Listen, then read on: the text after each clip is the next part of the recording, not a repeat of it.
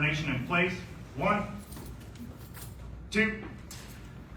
Please uncover. I ask Department Chaplain Ron Distel to lead us with an invocation. Afternoon, everyone. Afternoon. You know, the other day I was at home reading a religious magazine. Right off to the right side, there was an article. It was bold. It said, "God has a sense of humor." I really didn't realize it as I just let it pass on by. And yesterday when I was going around to the hospitality rooms, by golly, he does.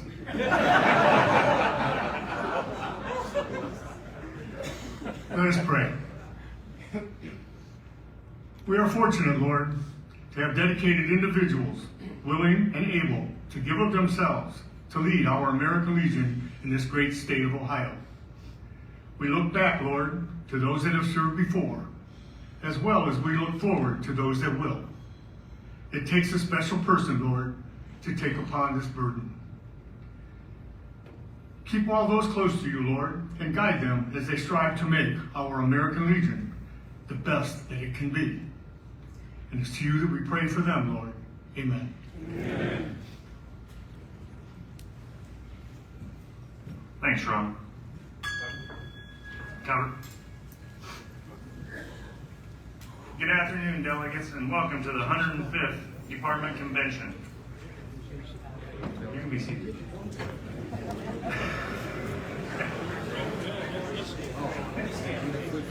At this time, I call on Mel Bear, Credentials Chairman, to give us a report of the current strength of this convention. Good afternoon, delegates and alternates. Really? This large of a crowd, that's all I get? Thank you. The Credentials Committee met in the Maple Heights room at 6:15 Friday, July 12th, for the purpose of determining the voting strength of the 2024 American Legion Department of Ohio Convention. 10 committee members were present. The tally made by the Credentials Committee determined that 259 delegates, 22 alternates, and 40 guests are registered. The registered delegates and alternates represent 128 posts. The voting strength for the 2024 convention as of the close of the first day of registration, July 12, 2024, is 281. Commander, as a duly elected and registered delegate to this department convention, I move for the adoption of this interim report. Need a second. Do we have a second? Please stand and move to the mic. 6th District Commander Chris Miller, seconds. We have a motion and a second to accept the interim credentials report. Is there any discussion? Is there any discussion? Is there any discussion? Hearing none, all those in favor say aye. Aye. Those opposed, nay. Motion carries. Thanks, Mel. At this time, will all past department commanders of the American Legion Department of Ohio please stand to be recognized? The Department of Ohio owes each of you a deep gratitude for your dedication and hard work that you have done for the American Legion. At the beginning of each session you have walked in so far, you have seen a video up on the screen of all past department commanders as well as their commanders' projects. Please give them a round of applause. Thank you.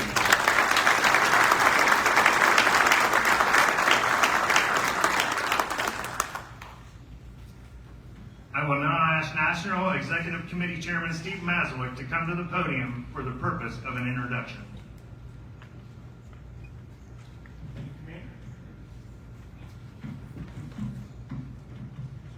Welcome to my backyard. It's not too often I get to come to a convention, go home, come back, and be back in 45 minutes. It's my privilege to introduce to you a leading candidate for National Commander James LaCrozier, Jr. Jim was born in Honolulu. Is that like aluminum? Hawaii, and attended Mountainville High School. Jim earned his eligibility to the American Legion through his service in the United States Air Force. During the Grenada-Lebanon conflict, He served, me back up. I'm sorry, Jim, I'm gonna butcher this. He served his time working in a patient's affairs and was trained to help support the medvacs at Tactical Air Command, Moody Air Force Base, Valdosta, Georgia, achieving the rank of Airman First Class, serving between 1981 and 1983. Jim currently works for the American Legion Department of Ohio, Connecticut, as a field representative for the soldiers. And I'll just tell you too, this is my last time at the mic, so I'm not going to.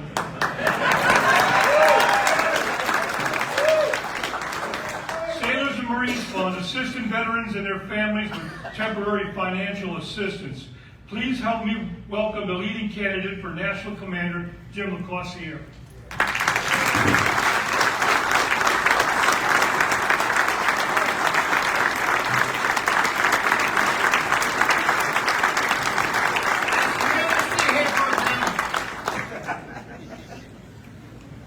Good afternoon, Department of Ohio.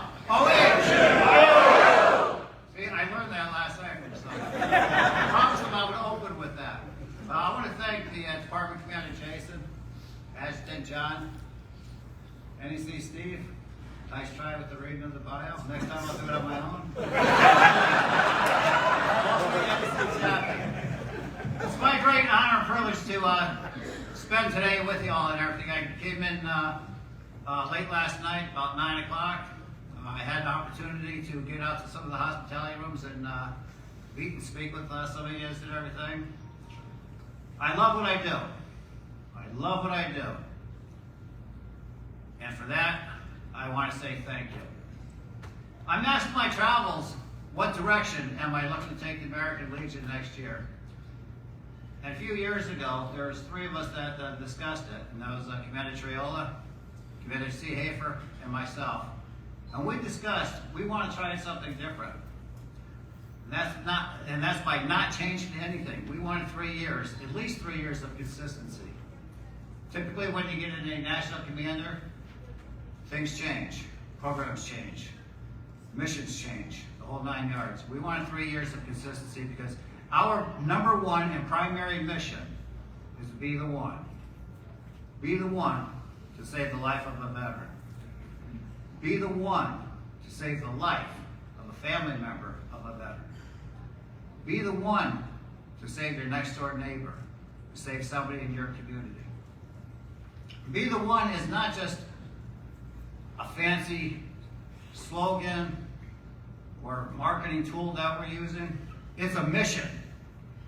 Be the one is a mission. We want to let everybody know that it is okay to not be okay as long as we are there to help guide and support them 110%. We, the American Legion, are doing that, but we have to do a lot more than what we're currently doing. We need to take the words and the principles and the purpose of the Be the One mission beyond these four walls.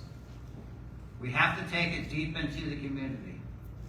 Next year when I get the opportunity to testify before Congress, I want to be able to hold my head up high, my shoulders proudly, look Congress in the eyes, and flat out tell them that the American Legion, together as a family, we have trained, mentored, and guided more people in saving a veteran's life. We can do that working together. Be the One is very personal to me. And I'm going to share a personal story because there was some darkness in my life a few years back. I've been a tadpole in this big ocean as a candidate for national commander for quite some time. Back in 2017, I was on the move for national commander.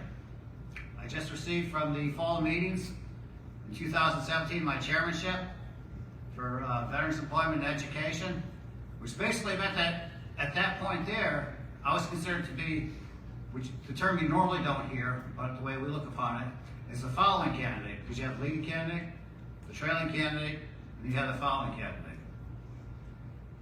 Approximately 2.5 weeks later, I got stupid, I drank too much, way too much, and I got a DUI.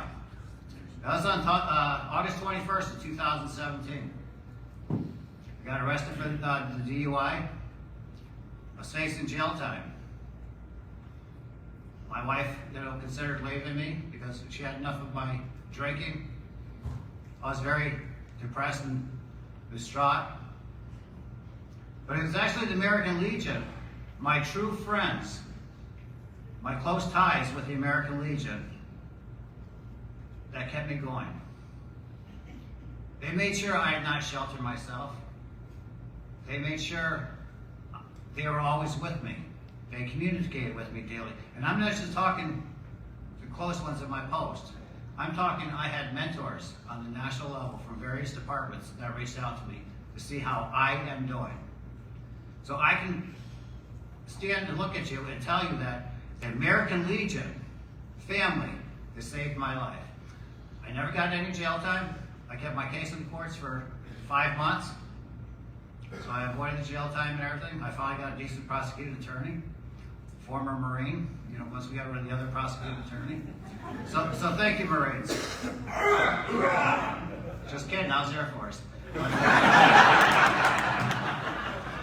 But no, I mean, it's true. It's something that's very dear to me. So Be the One mission, I embraced it. I completely embraced it. So like I said, I'm asked in my travels, what direction am I looking on going? And when something works, you don't change it. I tell them I'm not changing a damn thing. I'm leaving it the way it is because the missions, the programs, and the values of the family working together is what we do. We'll maintain the mission of Be the One. We'll maintain our fundraising endeavors with the Veterans and Children's Foundation. My primary focus will remain focused on the quality of life for all veterans, and active duty, and Guard Reserves, and their families. We'll be focused on the quality of life. My secondary personal theme, which I coined quite a few years back prior to Be the One, is based on my love for the American Legion family, my love for the purposes and programs of the American Legion, my love for the United States of America. And the love I'm talking about is LUV, loyalty, unity, and valor. That loyalty started when we put our hands up. And to this day, that loyalty is right here in this room, and you can feel the energy. The unity is when we all pull together and we work in the same direction and we work in unison for one stronger organization, which is for a better America. That valor is when we keep taking that next step. We need to get outside the box. We need to get outside the four walls. We need to get into our communities and let America see and know who we are as the American Legion. So I just want to sincerely say thank you. Thank you to each and every one of you for everything that you do. But before I close out in my travels, I get it all the time, and I know a lot of people are wondering, what the hell's he doing wearing a dirty covered cap? It's not my district cover. This is Connecticut's blue cap. Actually, it's part of Connecticut's history. It goes back to the Revolutionary War. During the Revolutionary War, this was the color of the Connecticut Yankee uniforms. And during that era, Connecticut supplied the most clothing and armaments in that region. So in 1941, the American Legion Department of Connecticut voted a resolution to the national organization to maintain the color of the Connecticut Yankee uniforms. And so here it is, ta-da! But in closing, I just want to say thank you, Department of Ohio. I haven't been here not even 24 hours yet, but I feel I'm at home, and I believe Steve was kind of trying to allude to that, by transferring me into Ohio before I even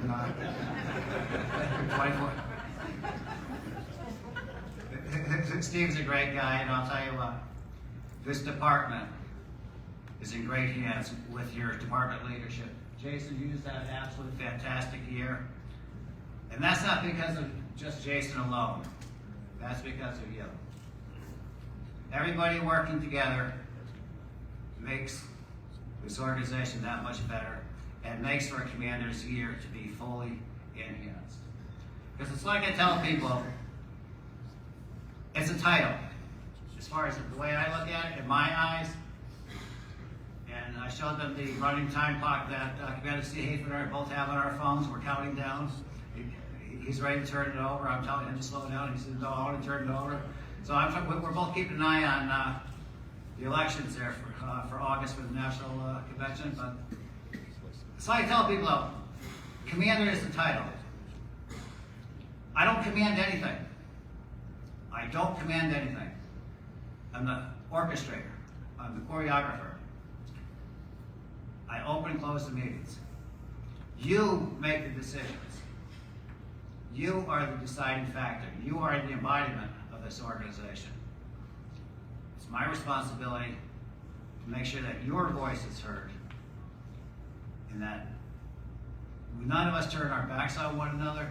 And damn it, let's never turn it back on any veteran nationwide. God bless each and every one of us.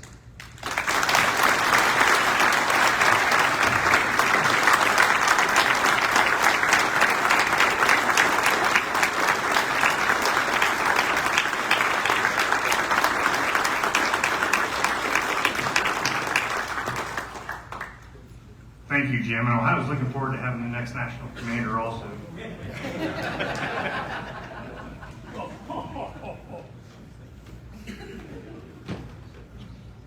Once again, thanks, Jim. And I was looking forward to their next national commander. Thank you. I'm never going to live this down. For my commander's project this year, I wanted to highlight Stock Hands, Horses for Healing. Tim and his wife Lisa started Stock Hands back in 2014 with the mission to facilitate a positive and non-judgmental environment for participants and their families. Stock Hands is a place where human and animal relationships can flourish through effective and creative equine-assisted therapy services.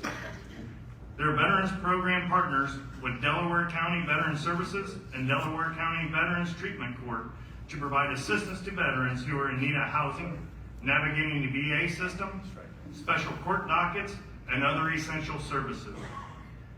On average, they assist 5 to 10 veterans a week with items like community service, transportation to court hearings, job preparations, and establishing connections within the community to assist the veterans in working through physical and emotional trauma for their time in the service. Their Veterans Program also holds gatherings a few times a month that is open to all branches. The gathering helps veterans connect with other veterans in a comfortable and casual environment with no set expectations other than to talk with other veterans and have fun. Along with veterans programs, first responders are also invited to participate, knowing the stress that they endure on a daily basis. It was my honor to select Stock Hands as my commander's project. I am proud to announce that this year we have raised $51,715.34 to be donated to Stock Hands, Horses for Healing, on behalf of the American Legion.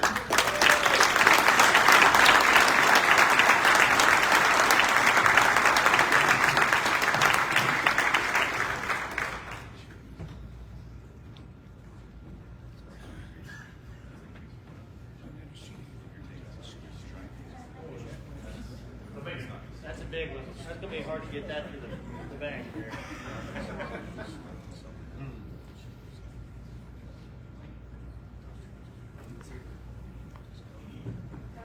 Gonna say a few words, Tim? If you don't mind.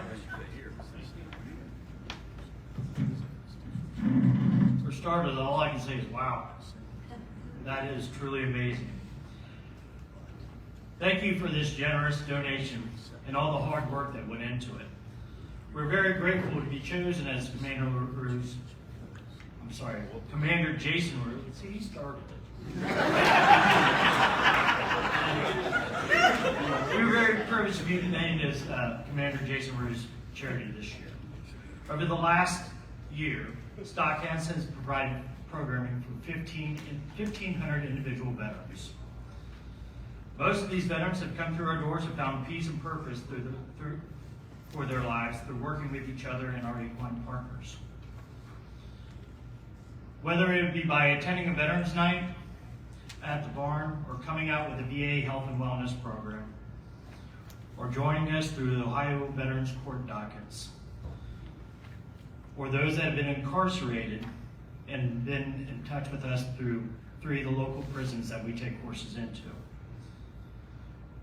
Your contributions to our organizations are helping make a huge difference in these veterans' lives. These veterans are ready to serve again with a new and different mission. As the National Commander says, they are ready to be the one.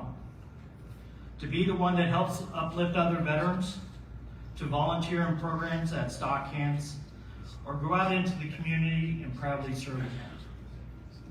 Stock Hands opened our doors in 2014, beginning a therapeutic riding program. And as a veteran myself, I saw the need for programming for veterans, to help and support them, searching for their purpose and a chance to regain their self-esteem, their confidence, and their life again. Since then, we've grown into a facility that supports not only veterans, but those with disabilities, but we work with first responders, alternative education, therapeutic services for local youth, and in recent years, those struggles with mental health and recovery. Stock Hands strives to be a place of belonging. Within our community and with contributions like this, your continued support, I know that we can succeed. Thank you so much for being a part of Stock Hands family, and for your continued support for our organization to help people we serve and veterans. I'd like to thank you again and leave you with this fact. To make a difference in our lives, we have to make a difference in someone else's. Thank you very much again for your contribution.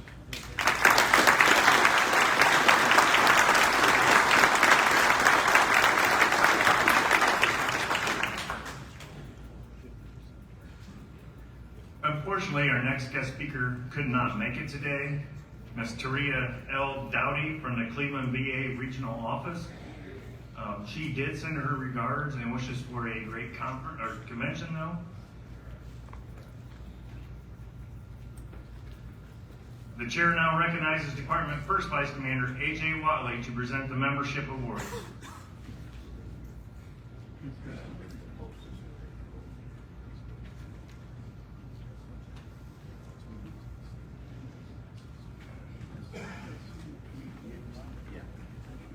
The Department Adjutant Award is for District 1 Vice Commander to achieve quota for membership year 2024. The Department Adjutant Award goes to 3rd District, Chris Simmons.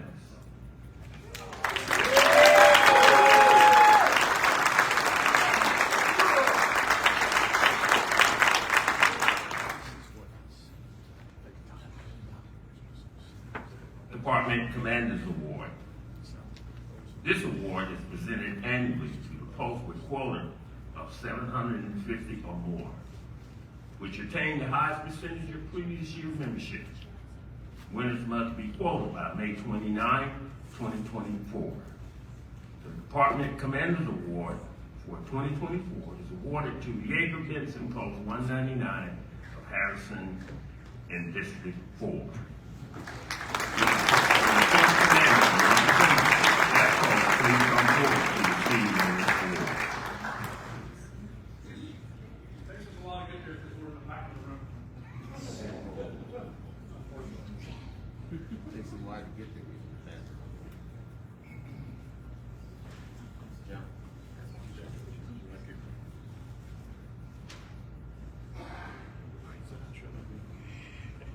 Department First Vice Commander Award. This award is presented annually to posts with quota between 25 and 750, which attain the highest percentage of previous year's membership, and the winner must be quoted by May 29, 2024. The 2024 winner of the Department First Vice Commander Award is Post 490 on the 12th District. Will the post commander or a representative of the post please come forward to receive your award?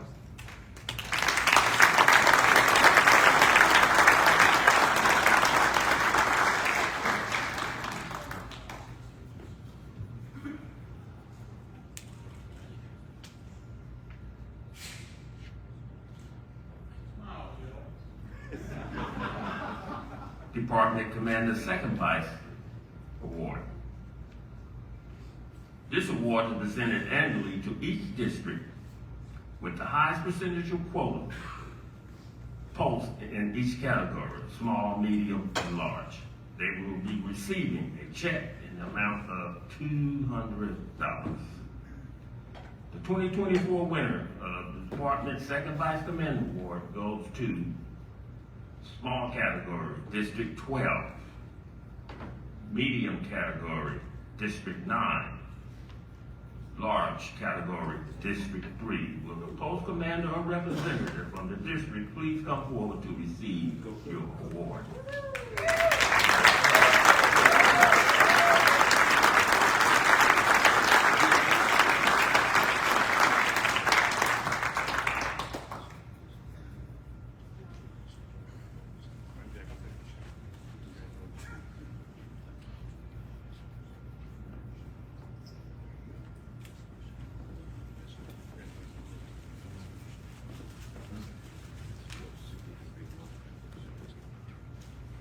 Grand Award. An additional award is in the competition among the largest posts is the Grand Award presented annually to the first post in Ohio to reach membership quota in the quota group of 1,000 or more. The Grand Award winner for 2024 is Jacob Benson Post 199 of Harrison, located in the fabulous 4th District. Will the post commander or representative please approach the stage to receive your Grand Award?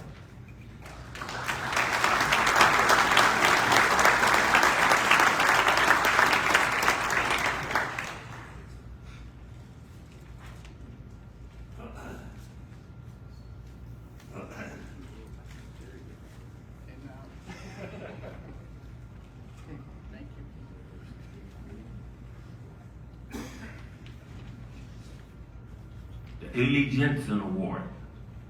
The Eli K. Jensen Award was established 40 years ago in the memory of this outstanding 3rd District Commander, who served as Department Commander in 1938 through 1939. This award presented to the district having the greatest percentage increase in membership over the previous year. Will the district commander or representative from the Thunder and 3rd District please come forward to receive the 2024 Eli K. Jensen Award?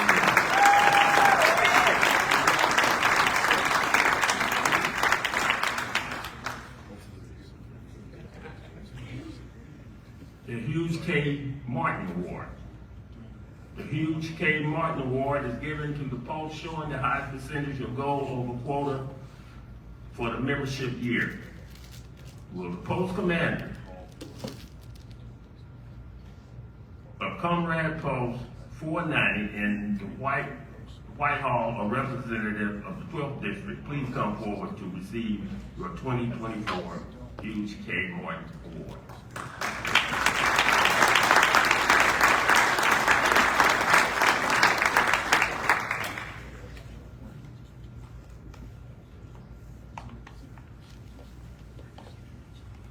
The Big One Pen Award. The Big Pen Award is awarded consisting of a gold-plated label lapel pen and $750. It's awarded to the District First Vice Commander who leads their category in percentage of membership year. Small category,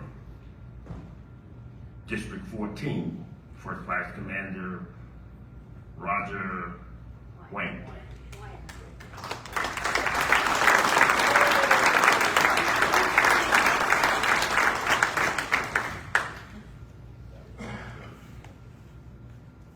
Medium category, District 9, First Vice Commander Jacqueline Winston.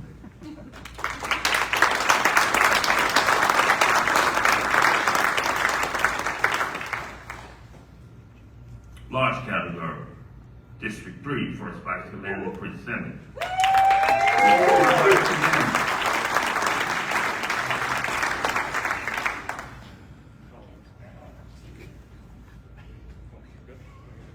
Will the first vice commander, District 14, District 9, and District 7, please make your way to the stage to receive your Big 110 and your check for $750.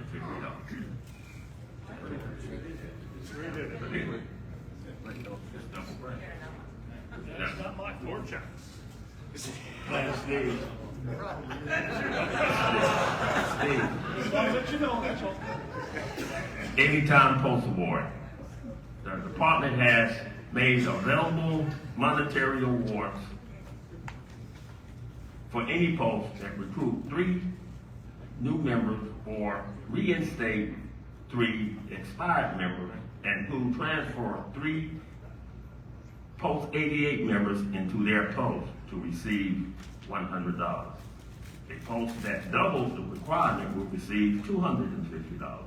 A post that triples the requirement will receive $500. There are 9 posts eligible to receive this award. Will the following posts please come to the podium to receive your award? Post 320.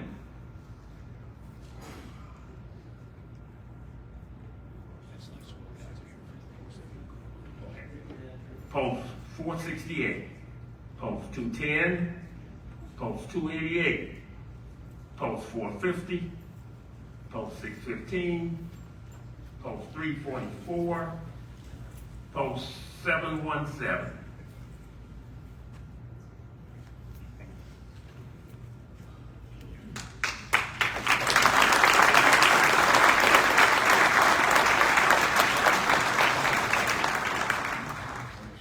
Can I keep going?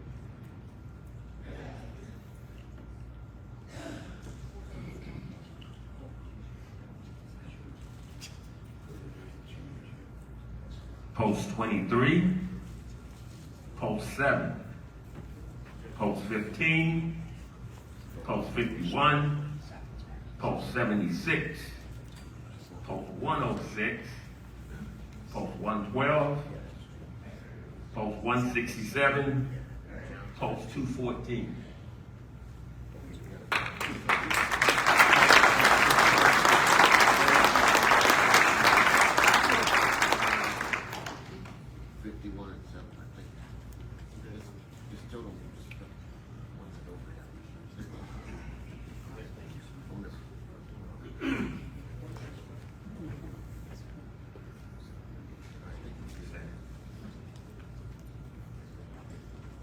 Post 235, Post 278, Post 301, Post 336, Post 565, Post 601.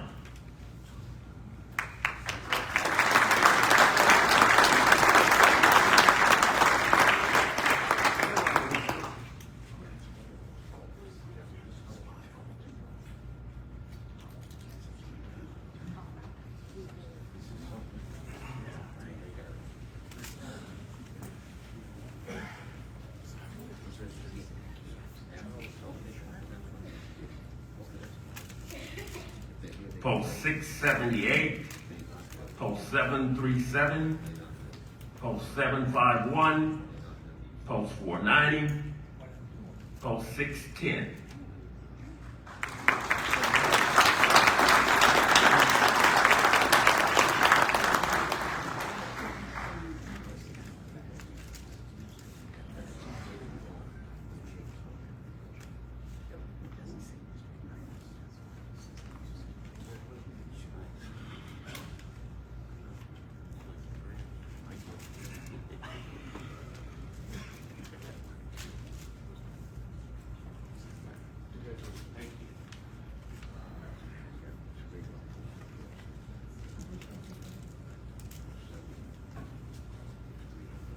Gold Brigade Award. A Legionnaire who recruits 50 or more new members into the American Legion by May 1 qualifies for enrollment in the Elite Gold Brigade. These very special Legionnaires are awarded unique gifts that designate affiliation with the Gold Brigade of the American Legion.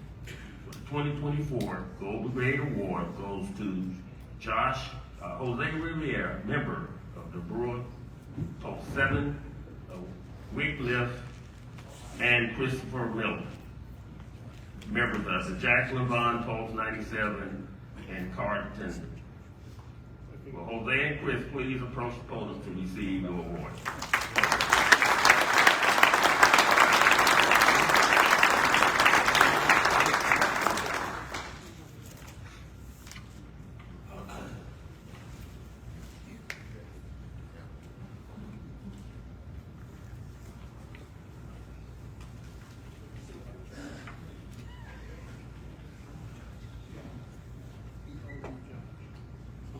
Recruiter of the Year Award.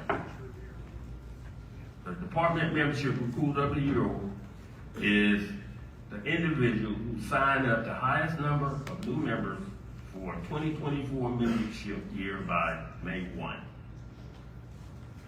The 2024 Department of Ohio Membership Recruiter of the Year is Department Treasurer Jose Riviere from Post 7 of the Dynamic Connect District.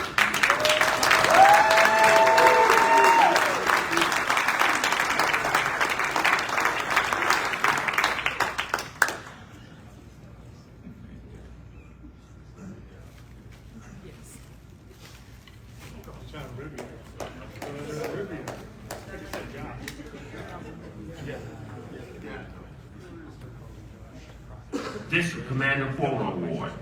This next award is for any district commander who accomplished 100% of the assigned membership goal for the district at any time during the membership year. The Department of Ohio would like to recognize the following district commanders who showed exemplary leadership, recruiting, and retention standards for the 2023-2024 year. As I call your name, please come to the stage to receive your 100% patch. 3rd District, Ken LaBoy.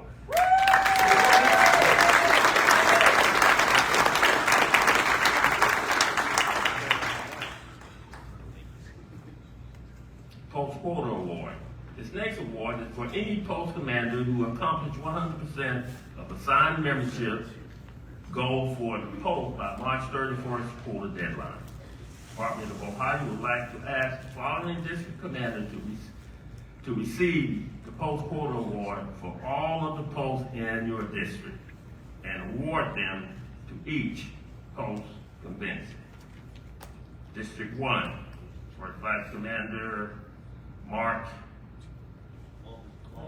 Mullen. 10 quota points.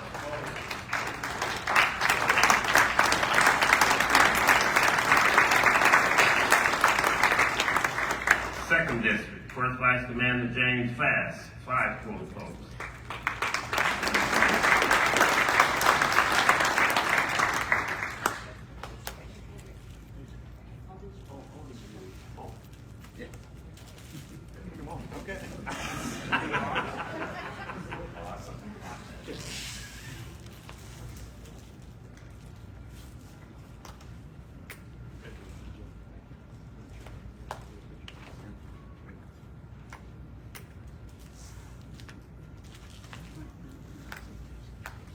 Third District, First Vice Commander Chris Simmons, 8 quota posts.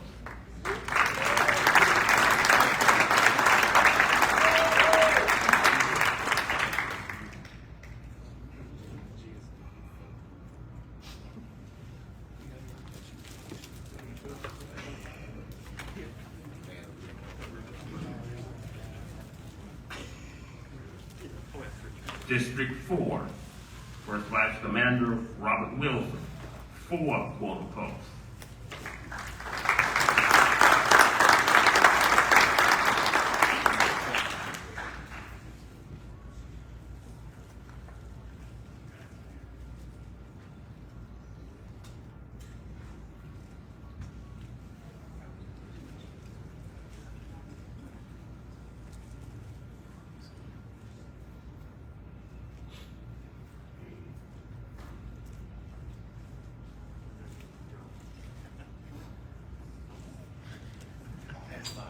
5th District.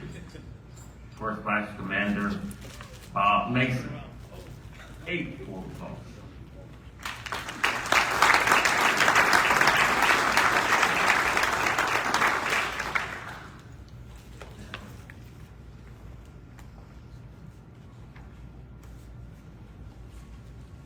District 6, First Vice Commander Dan Goodman, 3 quota posts.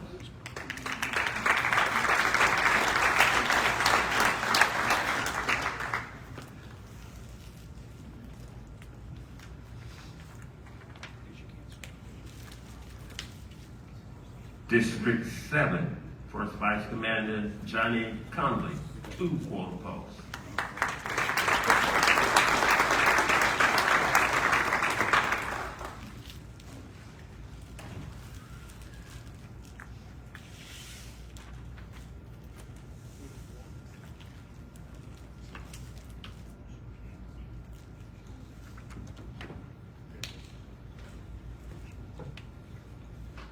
Eighth District, First Vice Commander Larry Sullivan, 4 quota posts.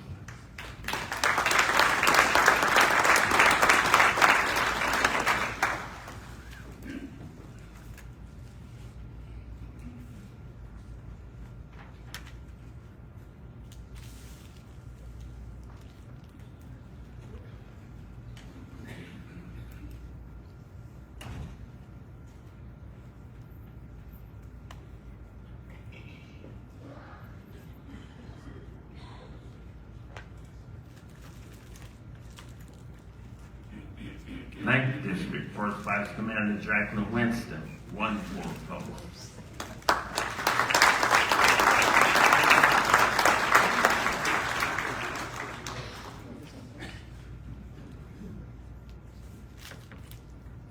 10th District, First Vice Commander Howard Mariotto, 3 quota posts.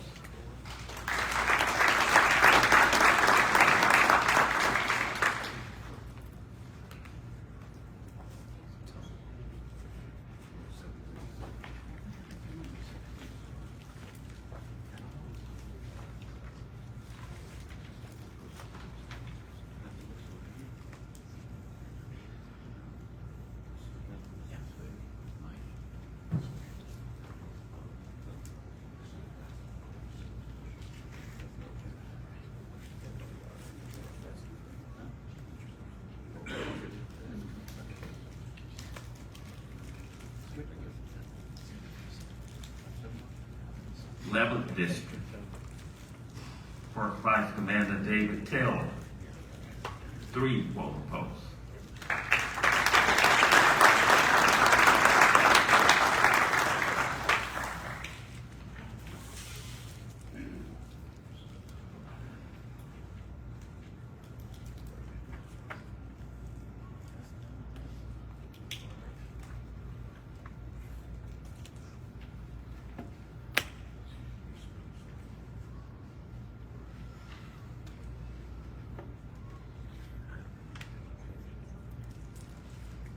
Twelfth District, First Vice Commander Mike Higgins, 1 quota post.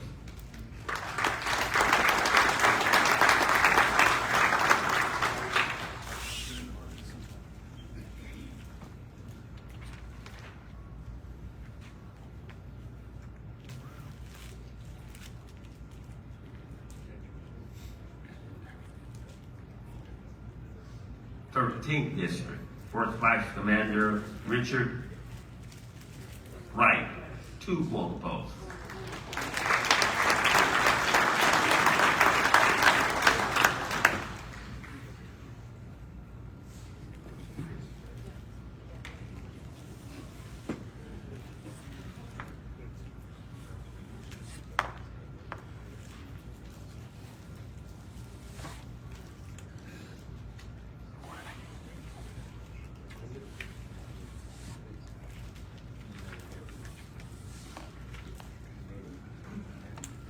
Fourteenth District, First Vice Commander Roger Wayne, 1 quota post.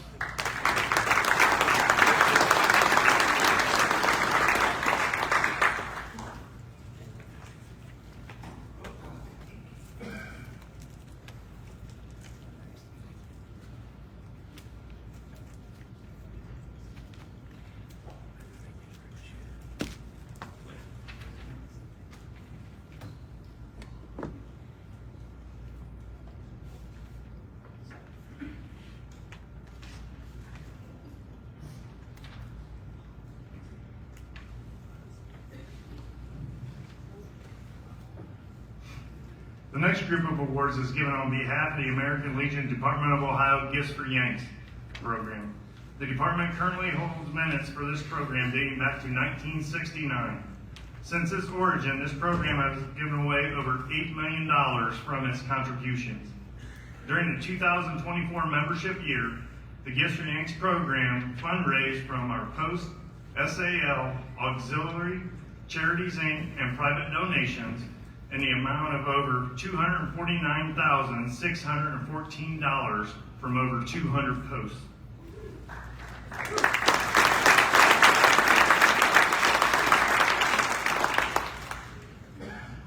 The Department of Ohio will use these funds to support Legionnaires who volunteer with VA Voluntary Services at each of the Ohio VA medical centers, VA vet centers, clinics, and the Ohio Veterans Homes in Sandusky and Georgetown. This program also funds the holiday gift distribution at Christmas time, bringing a gift to every hospitalized veteran in these facilities. If you have not participated in a gift distribution, please consider doing so this year. Our facilities are ever increasing with Gulf War and Vietnam veterans who suffer from diseases caused by Agent Orange and other chemicals. Quite often, these veterans have little to no families or resources to look after them. That means a lot to them and this program. This is just one way to get involved.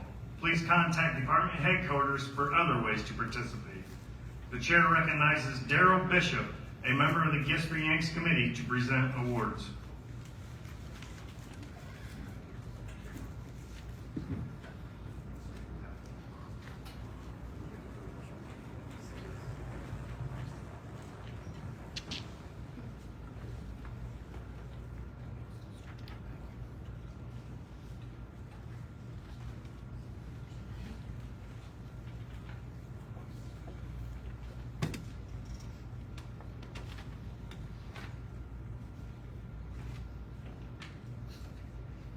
Each year we recognize posts and districts who have donated to the Gifts for Yanks program and award them based on donation amounts and largest percentage of goals based on the various membership categories.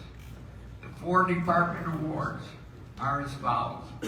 Largest contribution by a post is post 397 Vermillion, $20,000.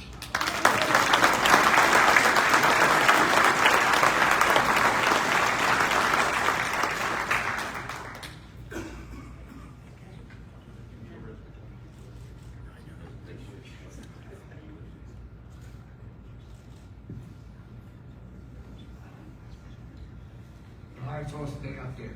Marty, stay up there. Okay. Largest contribution from a district is the 5th district, $80,150.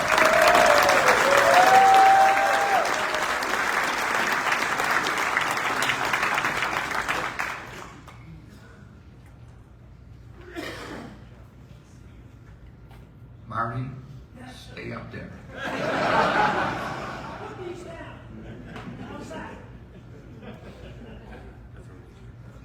Largest percentage of gold by the district.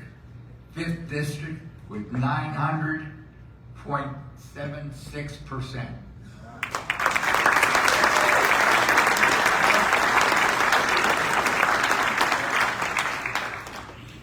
Next year. You can go now.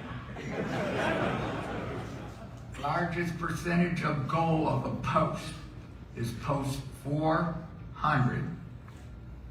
Malenta at 12,500%.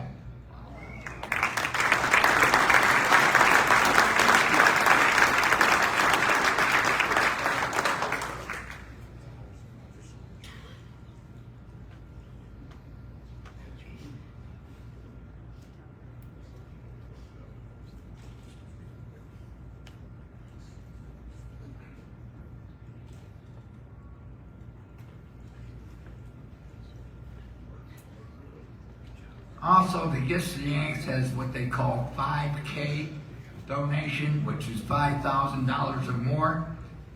Those posts get the Eagles, In the 1st District, Post 587 gave $5,269.41.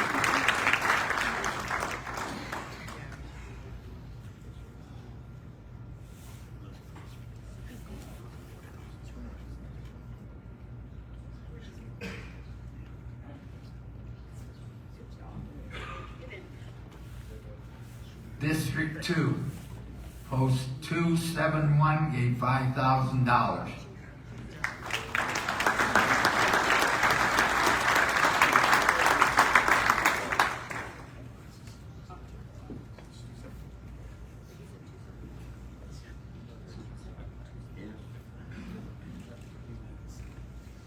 Also in the 2nd District, Post 323 gave $5,000.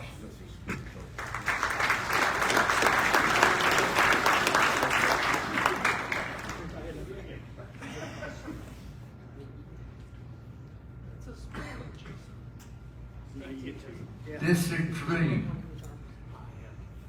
Post 184 gave $5,000.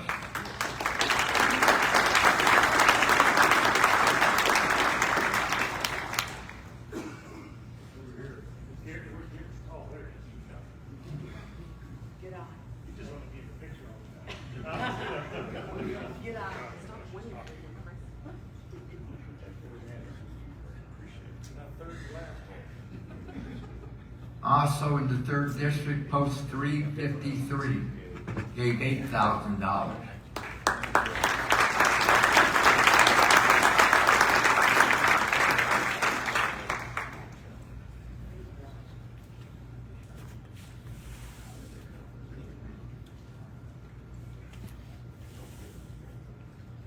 Also in the 3rd District, Post 598 gave $10,000.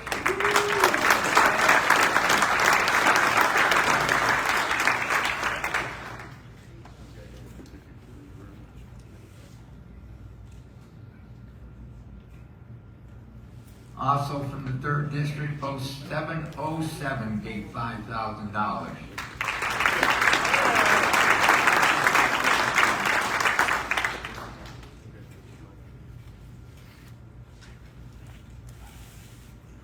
Fourth District, Post 49 gave $16,000.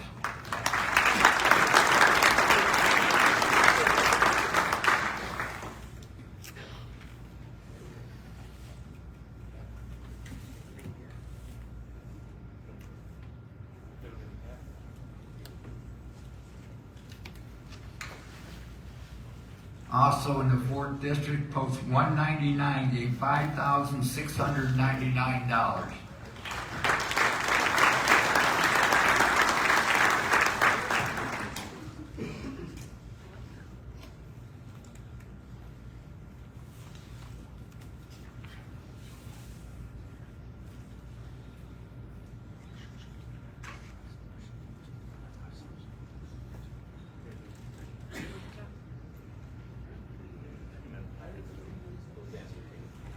In the 5th District, Post 8 gave $5,000.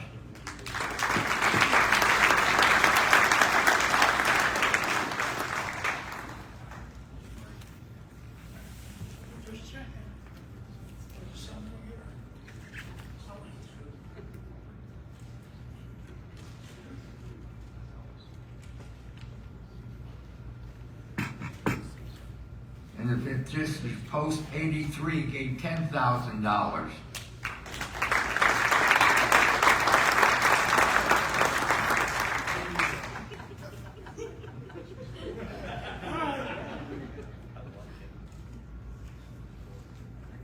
Also, Post 118, Amherst, Ohio, gave $5,000.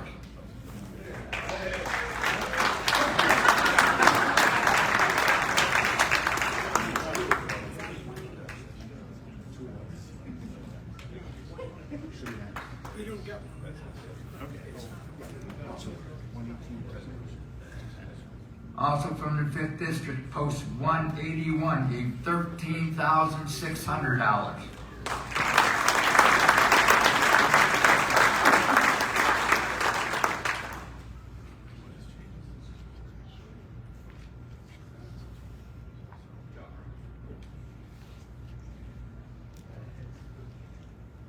From the 5th District, Post 211 gave $10,000.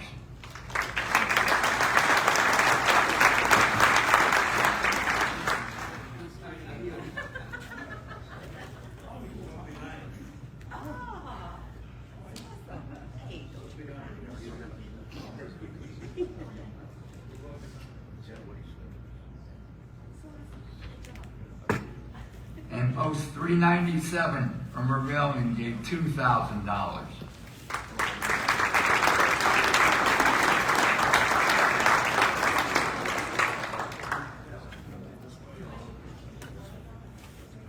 $20,000.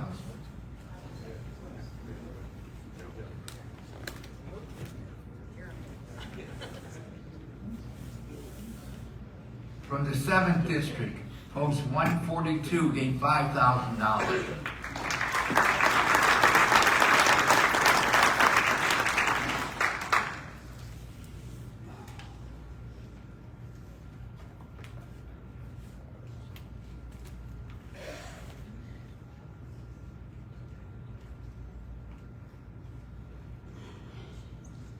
From the 8th District, Post 677 gave $5,000.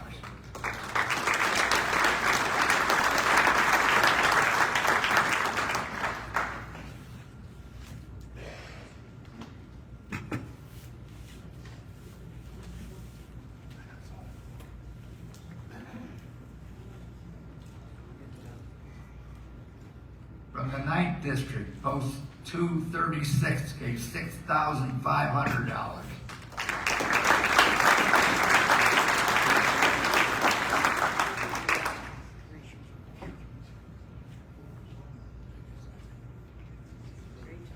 From the 11th District, Post 228 gave $5,000.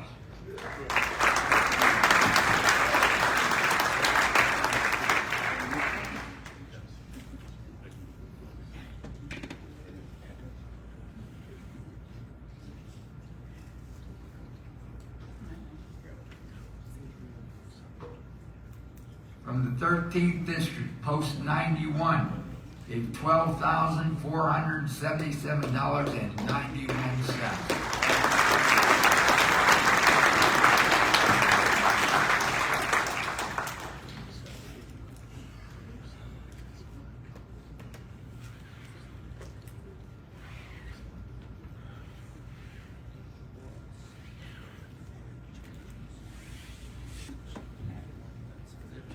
And also from the 13th District, Post 196 gave $7,500.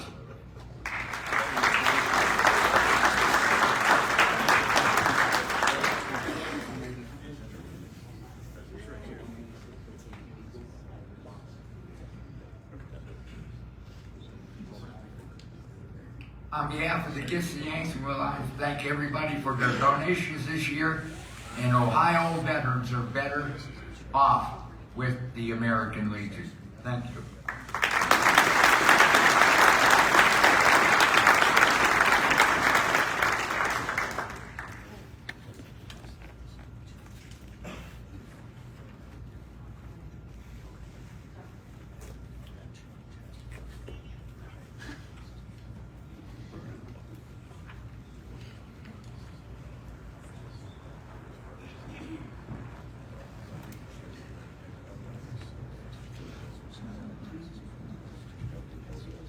The chair recognizes Second Vice Commander Stan Warren to present the post-convention awards.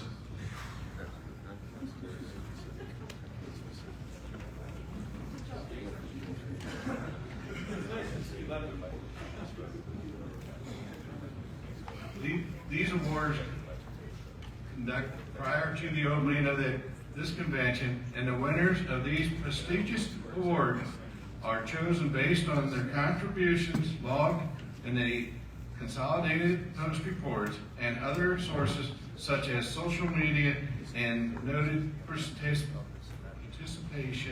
within the community. Will the representatives from the following posts please come forward when you hear your post name and receive your one award. Now here's where I butcher everything, people's names. March. Will Miko J. Gokalati Award was created to honor Liklani and Francis Gallagher. I'm going to have to go to speech therapy. To recognize Legionnaires participating focus within the area of the Americanism in government and Eagle Scout of the Year. The 2024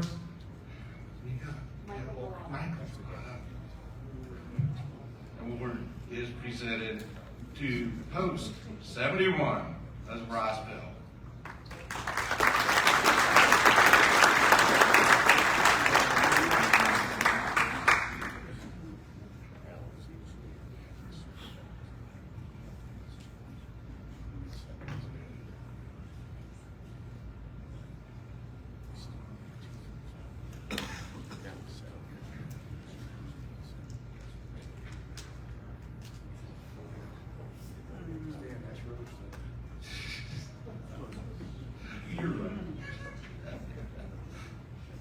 The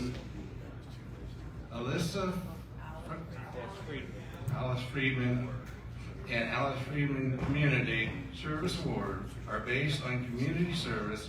The 2024 Alice Friedman Post Award is presented to Post 164 in Grove City, and the Alice Friedman Community Service Award is presented to Post 221 Massillon.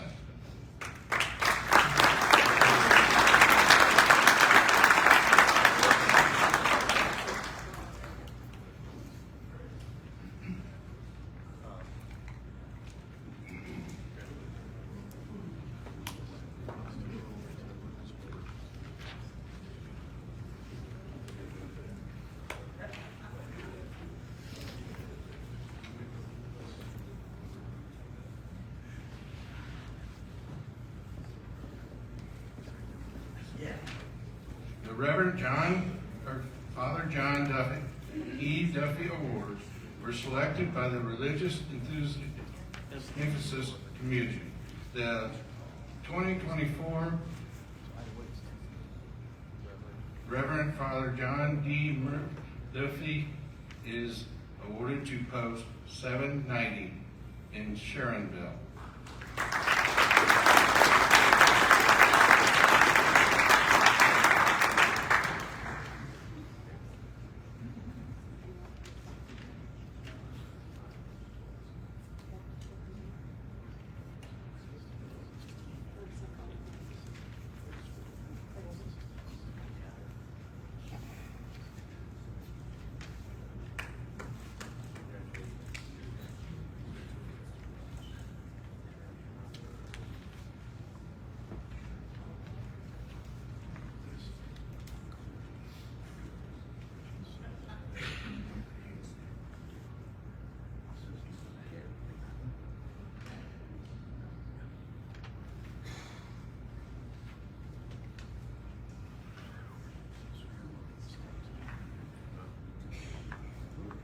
James County Ham Award is to recognize posts who are actively engaged in the legislative process. The 2024 award is presented to Post 797 in Gahanna.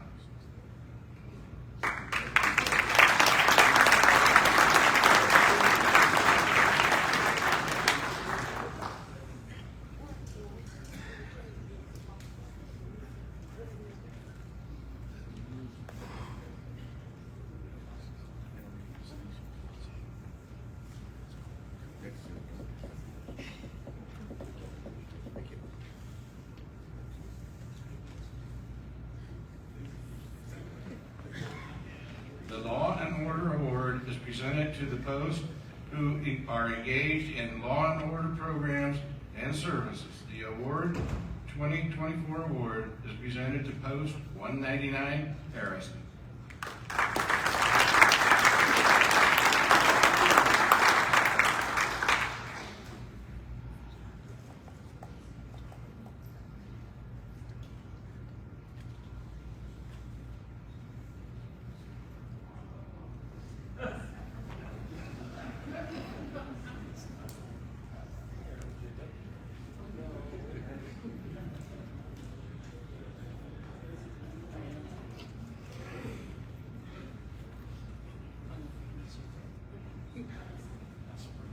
The Ralph Dole Energy and Conservation Award is presented to the post that carries out the most outstanding service in the field of conservation. The award 2024 award is presented to post 586 in Tip City.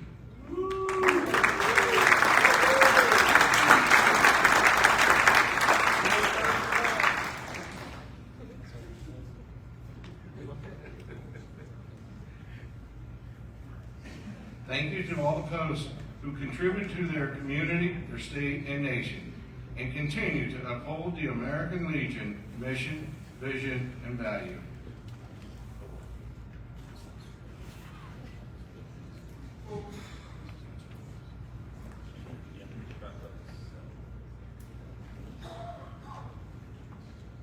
Of the year awards, the department, year of the commander, back up here.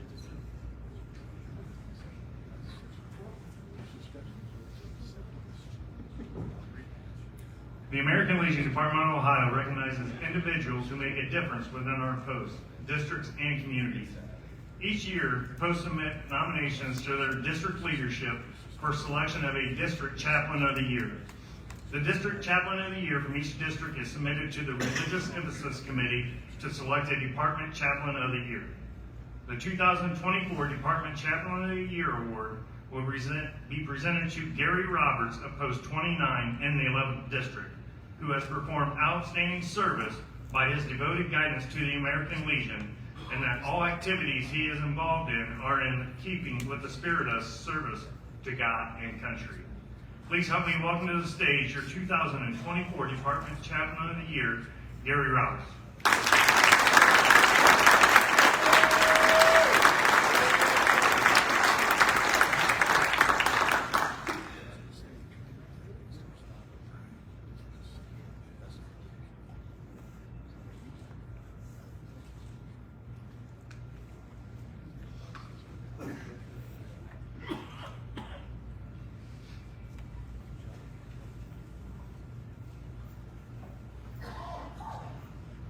The American Legion Department of Ohio recognizes individuals who make a difference within our communities.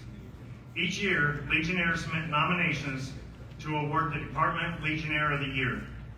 The Legionnaire of the Year award is to highlight the efforts and contributions of a Legionnaire that reflects participation and involvement within posts, districts, department, and national programs. This year's recipient is a Global War on Terrorism veteran and new of Hanover Post 764 in Newark, Ohio. Post 764 First Vice Commander William Little nominated him for this award, stating that he immediately got to work trying to organize files, bring paperwork up to speed, and get remaining documents into the new OneDrive system.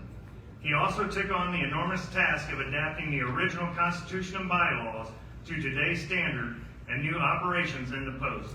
He not only does these tasks while raising a young child, supporting a wife, working full-time, putting children through college, watching children mature in the Navy, but he was also doing them while assisting with property repairs and upgrades.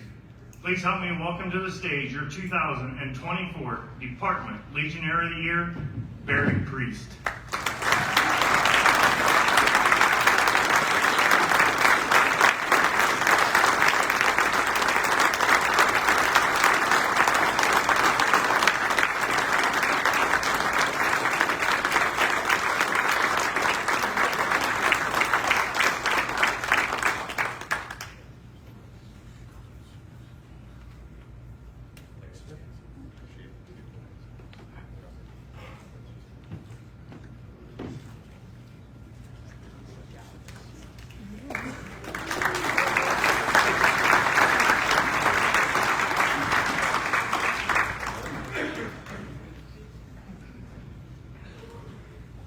The chair now recognizes Ken LaVoy for the graduation ceremony of those who have completed Buckeye American Legion College.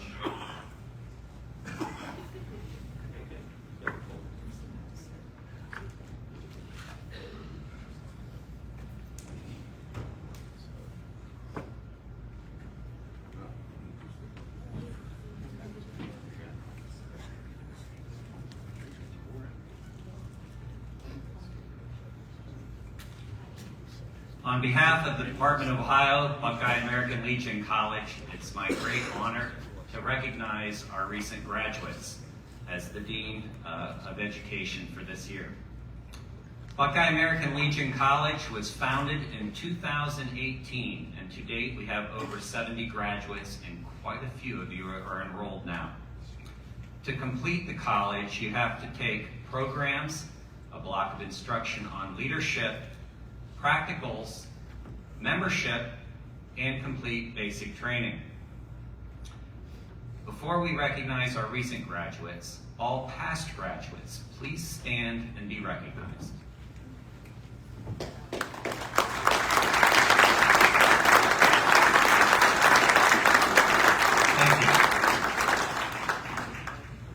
you. The college does not happen without teamwork. And at this time, I would like to recognize our current and past instructors. Please stand.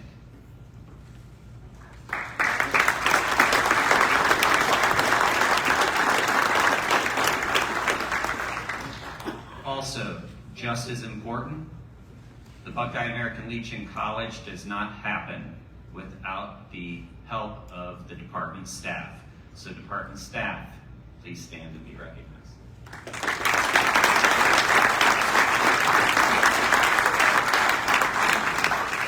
Thank you very much. Today, we taught practicals and leadership, and we had over 50 students in attendance, and about a third of them were new students to the program. In addition to that, we continue to strive to take Buckeye American Legion College to the next level. And in doing so, we've added an advanced training for graduates of Buckeye American Legion College. So we've had 11 that were in attendance for Holly Lewis's and Dean Boyer's class this morning. So thank you as well for that attendance. So at this time, as I call your name, please come forward, and we'll start alphabetical. Philip Cipriani.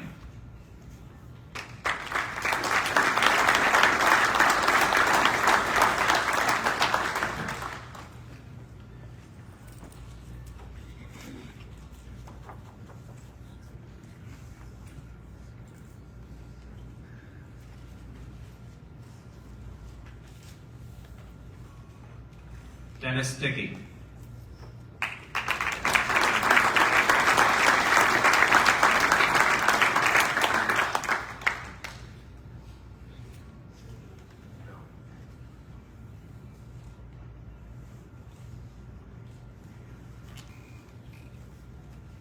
Hope Eaton, are you in the room? All right, excellent.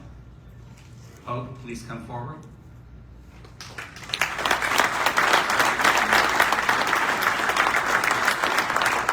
She didn't want to come on stage, so see, we're accommodating.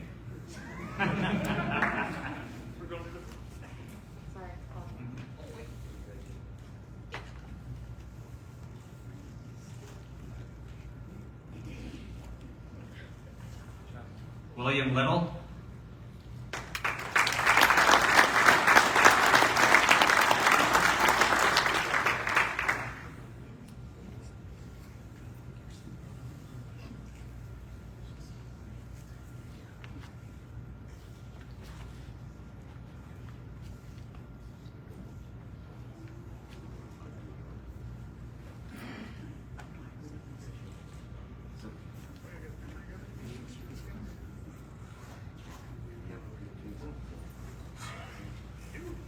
Christopher Miller.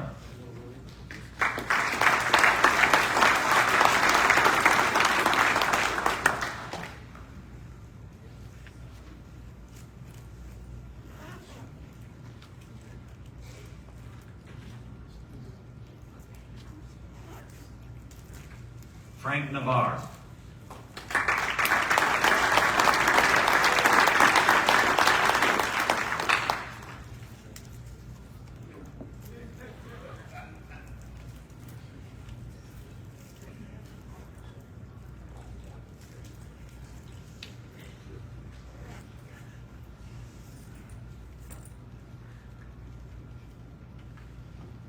And last but not least, I'll try and not butcher his name, Robert Schmidt.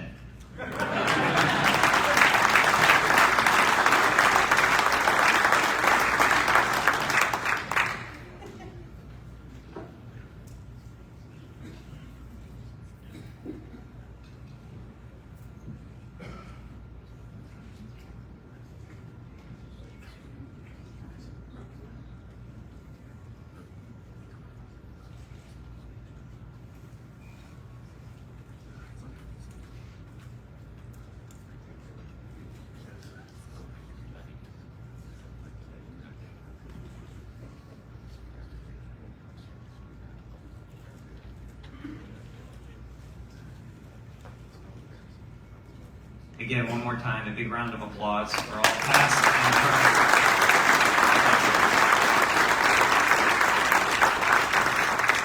Thank you very much. If you have not attended Buckeye American Legion College, I look forward to seeing you in one of the next classes. Thank you very much.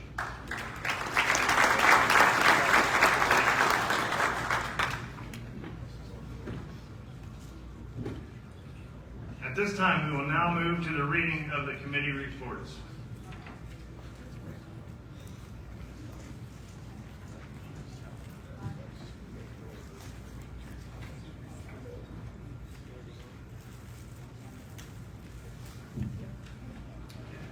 When I call your committee, please move to the podium on the floor towards the front of the stage to give your report. The chair recognizes Dennis Dickey, Chairman of the Permanent Organization Committee, to present a report.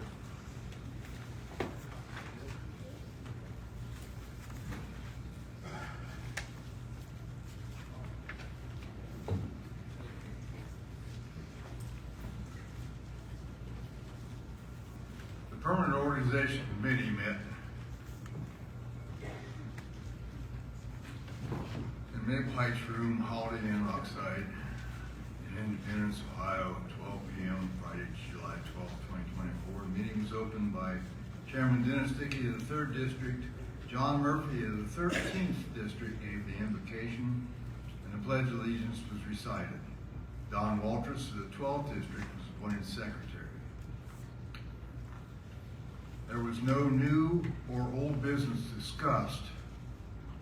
However, we did have one resolution pertaining to the 2025 Department Convention to be held here again next year. One resolution for registration open Friday, July the 10th, 2025 from 10 a.m. to 6 p.m. on Saturday from 12 p.m. until 30 minutes after the close of the general session, and no registration on Sunday. Edward Grimes, the 11th District, made the motion to accept. Derry Bigging of the 10th District seconded the motion. The motion passed.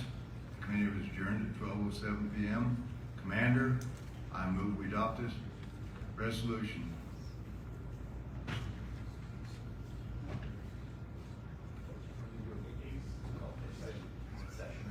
I call for a second. I'm not going to stand here and talk.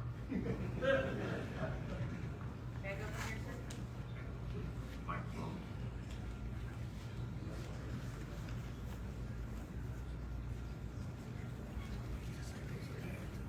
Melissa Fowl, post 586, seconds. Motion has been properly made and second. Discussion? Any discussion? Hearing none, all those for by saying aye. Aye. Those against, nay. Motion carries. Point of order. Point of order. Because the committee has 2 or more people, that is your first and second motion to go into discussion. Thank you.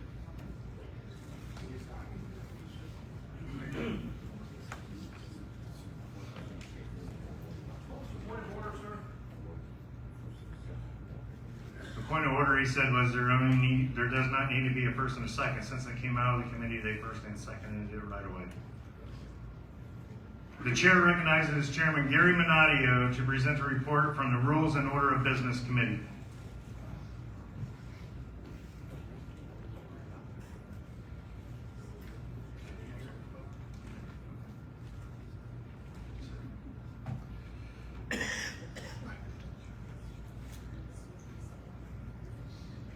Our rules and order of business are in effect from 2023 until we vote to change them for the 2022-2024 convention.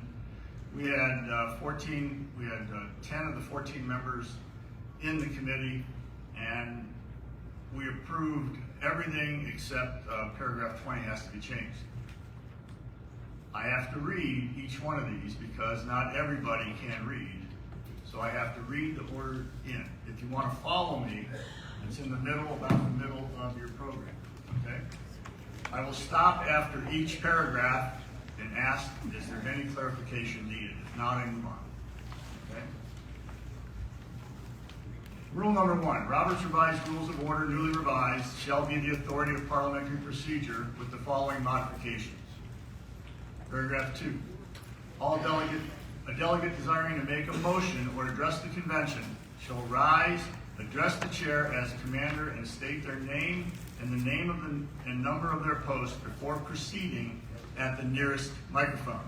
So go to the microphone, then say all that, and proceed.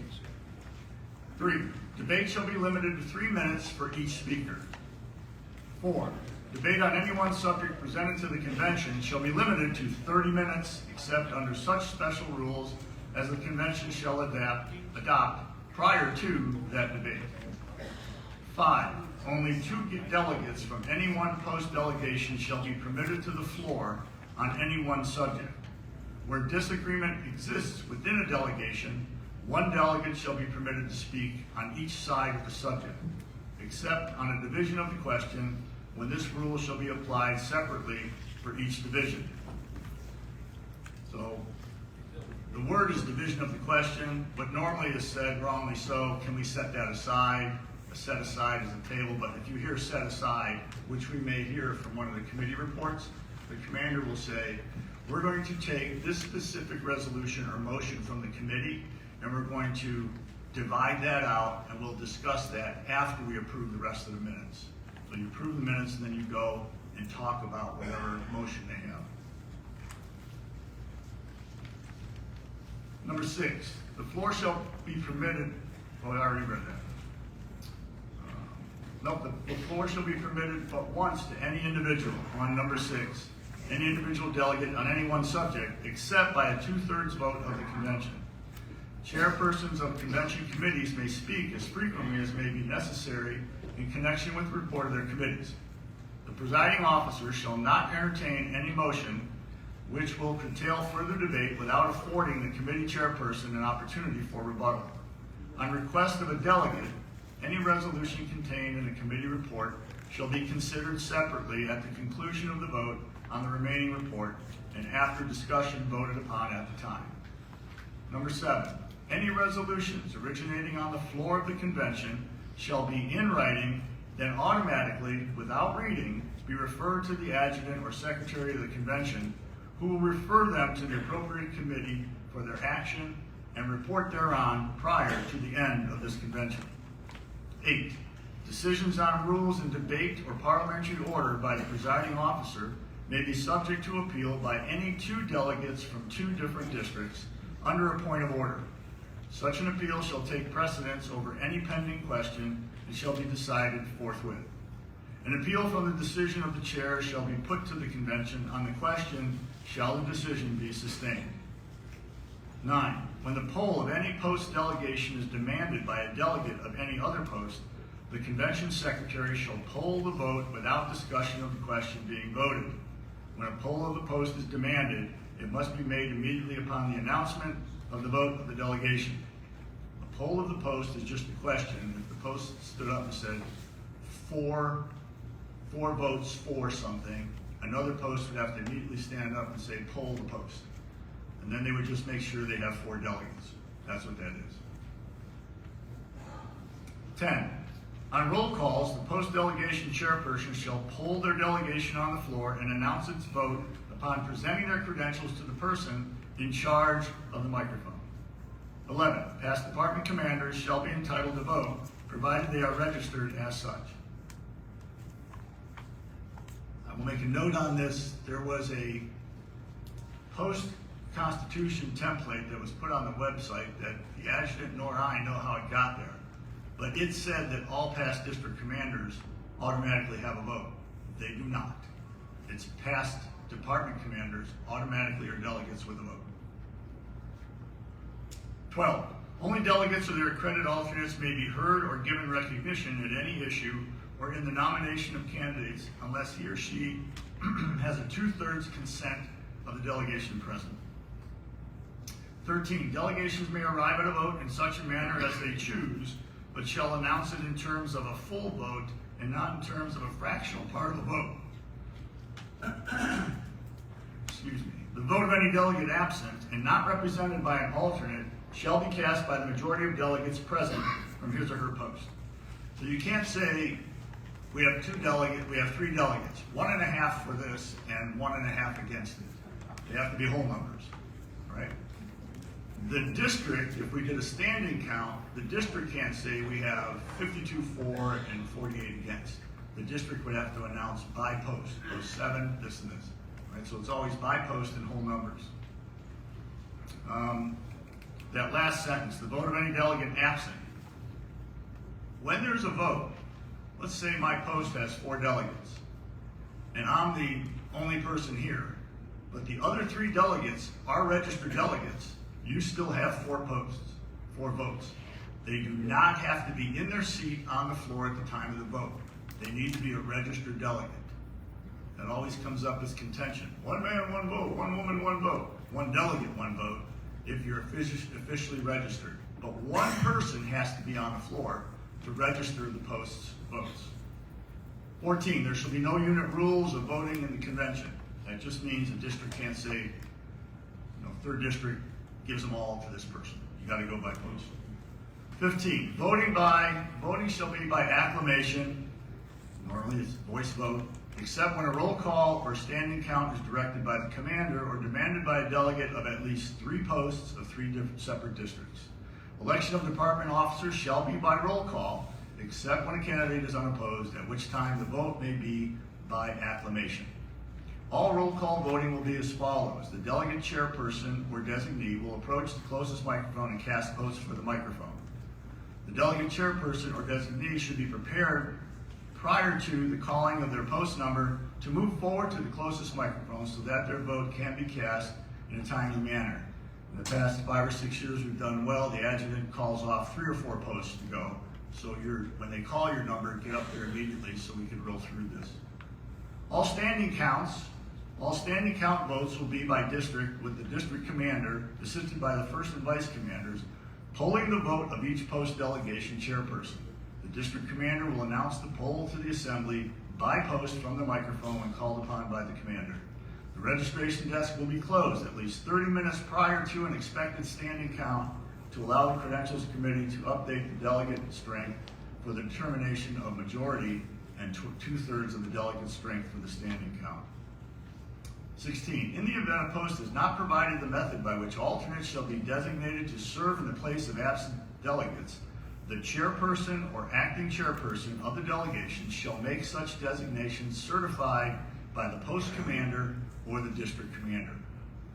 That means somebody got sick and couldn't show up, but you have someone here, or you called someone coming to be a delegate, then you have to go through that process to make them a delegate. 17, prior to the election of department officers, the department commander shall appoint, subject to the approval of the convention, a chief teller of elections and such number of tellers as the department commander deems necessary, provided that the total number of tellers so appointed shall be an odd number. In a contested election, each candidate going to the ballot shall be entitled to 1 teller of the candidate's choice if the candidate so elects. 18, nomination for department officers shall be from the floor. Each post may present as many candidates as it chooses. 19, nominating speeches for department officers shall be limited to 5 minutes each. Not more than 1 seconding speech shall be made for any candidate, and said speech is limited to 2 minutes. 20 is where the change comes in the last paragraph, and I'll let you know what that is. When more than 2 candidates are nominated for any office, voting shall continue until 1 candidate receives the necessary majority of the votes cast. If on any vote taken, no candidate receives the necessary majority to elect, a new vote shall be taken for the place to be filled. The candidate receiving the lowest number of votes on the preceding vote shall be disqualified. All roll call votes for officers or otherwise will begin with the next sequential post where the last roll call vote ended. This is where the change comes in. The 2023 convention's last roll call vote ended with post 25. The first roll call vote of the 2024 convention will begin with post 27. That's any roll call vote, not just for the officers. So for the first roll call vote, we'll start at 27, and then we'll roll in each time. Whatever we end with, the next vote will begin. The next post will begin. 21, the order of elections of officers shall be department commander, first vice commander, second vice commander, and treasurer. In even years, we will then elect national executive committee person and alternate national executive committee person. All right, before I get to questions, I had 2 yesterday on this, and I'll get some today. Let's do the department commander last, because that's the big one, that's the excitement. Well, by Robert's Rules of Order, you start with the highest office, because if you had 2 people running for department commander, one wins, the other one could actually get nominated for a lower spot. So that's why we do that. That's why we work all the way down. 22, those recognized by the department commander shall be entitled to a respectful hearing, and the chair shall have the authority to clear the gallery or the floor, or have the sergeant at arms escort from the convention anyone creating a disturbance or interfering with the order of procedure. 23, none of the above rules shall be construed as preventing any member of the American Legion, Department of Ohio, from serving on a convention committee. 24, the consent of 2/3 of the voting strength of the convention is necessary for the suspension of the standing rules of the convention. 25, the department commander will have the authority to appoint a parliamentarian to assist the judge advocate for this convention.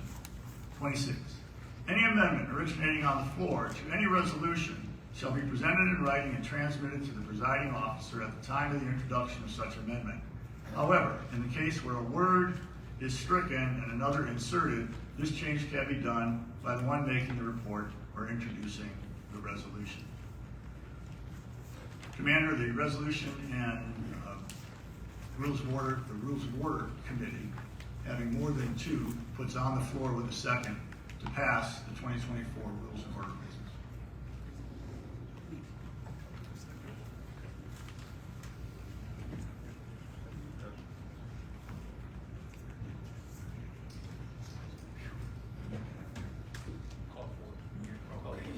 You've heard the reading of rules and order of business.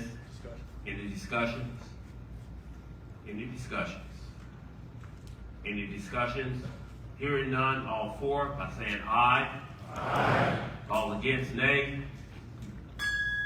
Motion carries. The chair recognizes Ken Schutz to present the Children and Youth Committee report.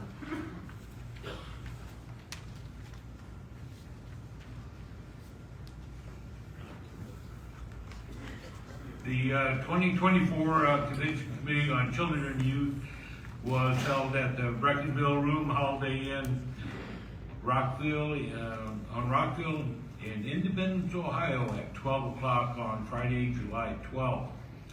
We had 10 of the 14 representatives present. We had no submissions for the Edward McBain Award. The committee, we had discussion on the Children and Youth Award to create some hard guidelines for the Edward McBain Award, trying to judge it purely off of the CPR reports is next to impossible. You're trying to achieve a winner. So we will try and get some new guidelines for that. The committee was adjourned at 12:15, and I'd like to move for the adoption of the minutes. You've heard the reading of the Children and Youth Committee. Any discussion? Any discussions? Hearing none, all for by saying aye. Aye. All against, nay. Thanks, Ken. Also being presented today are awards for donations to the Department of Children and Youth Programs by category. Category 1, Post 417, $3,000. Category 2, Post 196, $4,000. Category 3, Post 12, $3,500. Category 4, Post 199, $420. Category 5, Post 196, $4,000. Please come forward to receive your plaque.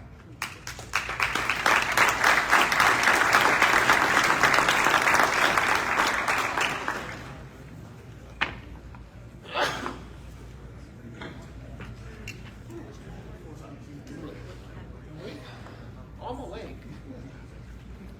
That's these now. Come on. 'Tis the season.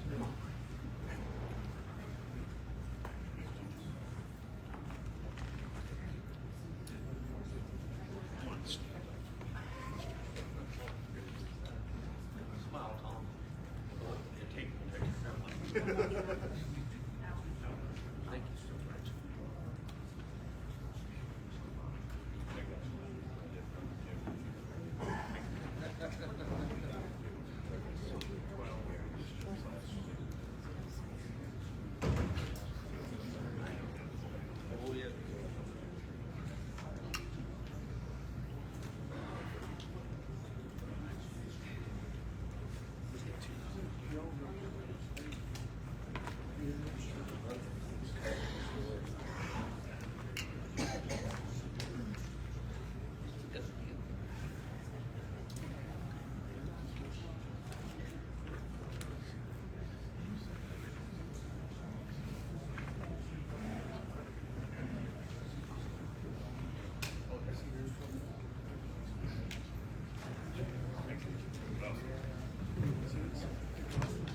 The chair recognizes Chairman Al Buxton to present the National Security Committee report.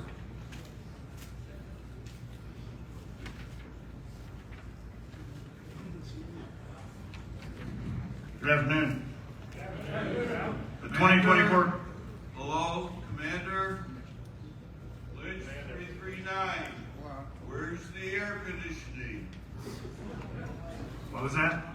Where's the air conditioning? I have no idea. You're out of order. You're out of order, sir. We're doing reports right now. Go ahead. Out of order. Somebody go check on it. All right, the 2024 Convention Committee on National Security was held in room 145, Holiday Inn, Rockside in Independence, Ohio, at 12 p.m. Friday, July the 12th. The meeting was opened by Chairman Buxton in the 4th District. Tom Leach, 11th District, gave the invocation, and the Pledge of Allegiance was recited. Robert Waller, the 3rd District, was appointed Secretary. All the 2 committee members were there. The committees judged the Law and Order Award nominees. District 1, Post 541, District 4, Post 199. The even number districts reviewed the submissions, and District 4 excused themselves from the voting. Motion was made by Doug Russell, 10th District, and seconded by Gary Cox Jr., District 6. Accepted District 4, Post 199 as the 2024 Law and Order Award winner. Motion passed. The committee then reviewed the Ralph Dahl Energy Conservation Award nominees. District 3, Post 586, District 4, Post 199. Even number district reviewed the submissions, and District 4 excused themselves from the voting. Motion was made by Ty Bowers, District 5, and seconded by Gary Cox Jr., District 6, to accept District 3, Post 586, the 2024 Ralph Dahl Energy and Conservation Award winner. Motion passed. Chairman Buxton mentioned the committee. The next national security meeting will be next week, and it will be virtual. The committee was adjourned at 12:25 p.m. Mr. Commander, I move that this report be adopted. Is there any discussion? Is there any discussion? Is there any discussion? All those in favor signify by saying aye. Aye. Those opposed, nay. Motion carries. The chair recognizes Chairman Dave Cook to present the Veteran Affairs and Rehabilitation Committee report.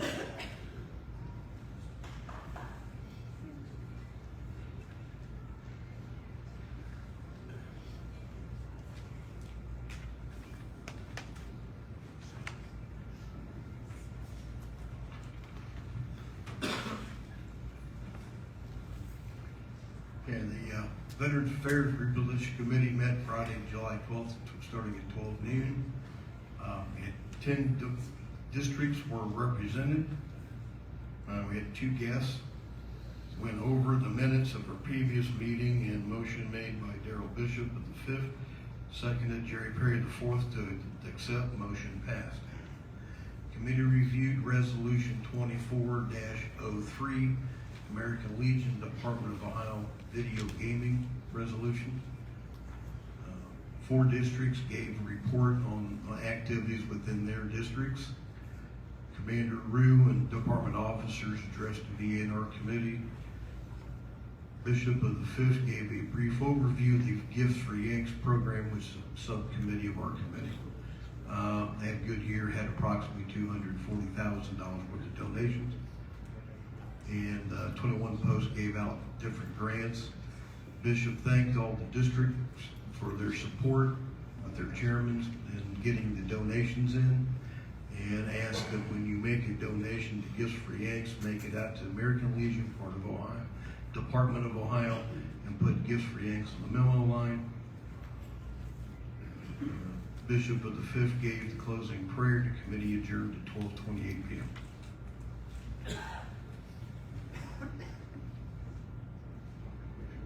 Yeah, I'll make accept the report. Is there any discussion? Is there any discussion? Is there any discussion? Hearing none, all those in favor signify by saying aye. Aye. Those opposed, nay. Motion carries. The chair recognizes Robert Klostermeyer to present the Constitutional Amendments Committee report.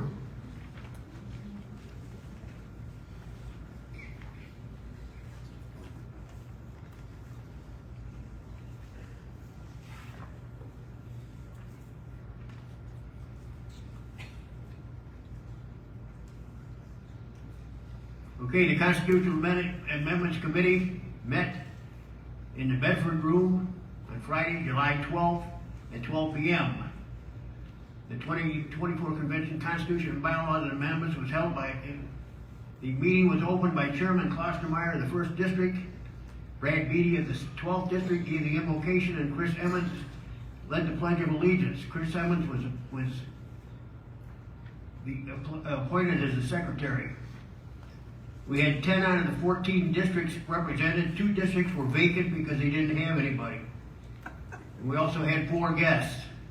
We had a busy, we didn't really get started until like 12:15 because we were waiting for some paperwork, which we finally got, and then we got into. This is a 2-part report,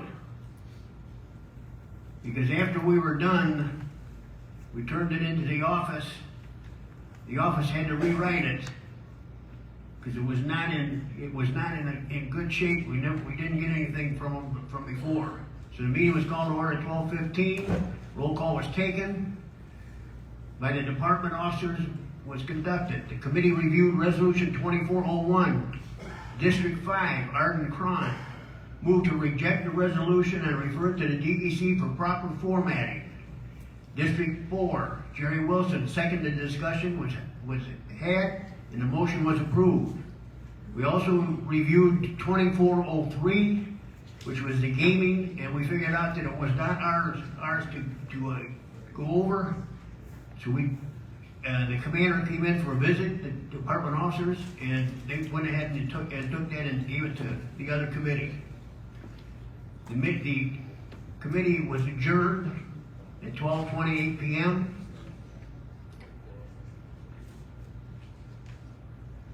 Now, the committee reconvened at 9 o'clock this morning after the department had gotten done redoing it. You have to understand that on December 2nd, the DEC approved sending this to the convention, but they never wrote a resolution to send it to you. So that's why we had to have it redone, to get it properly formatted. So this morning at 9 a.m., we met in the same room with 7 out of our 12 people, which still constitutes a quorum. The committee reviewed Resolution 2401.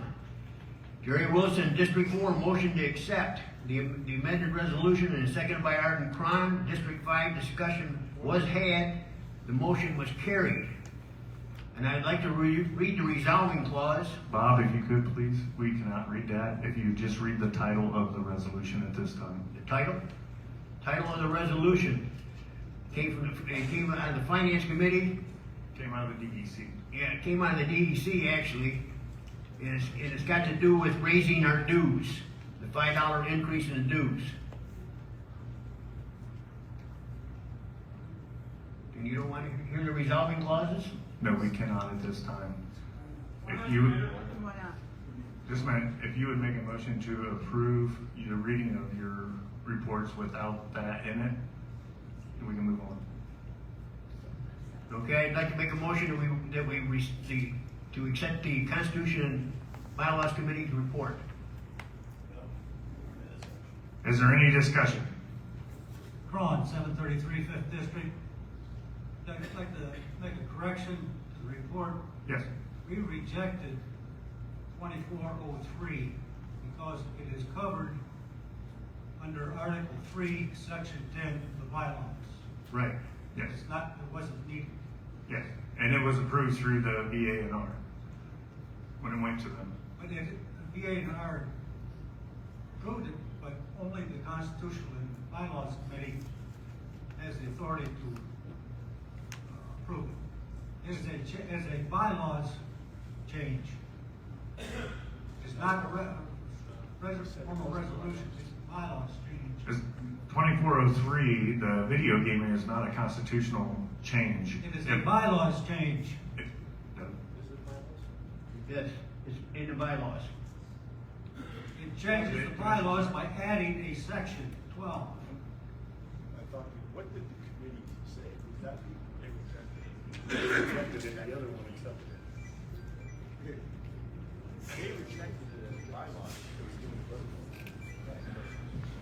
They rejected it as bylaws. It came in as bylaws.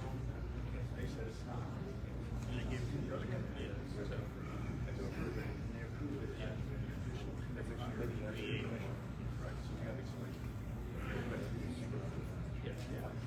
Okay, so that resolution came in as a constitutional change, or bylaws change. It was voted down by the commission committee, or our committee.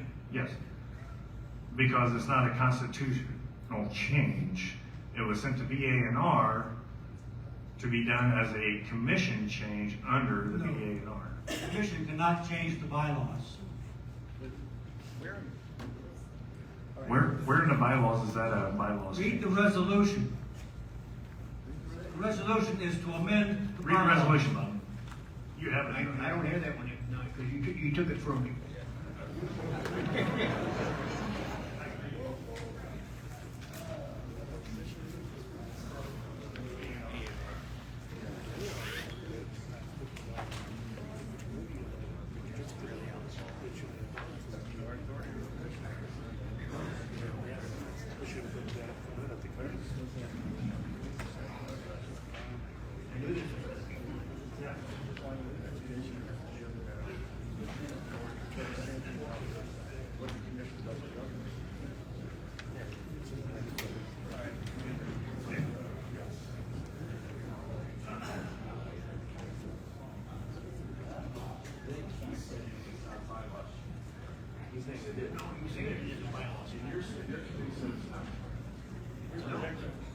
We rejected it.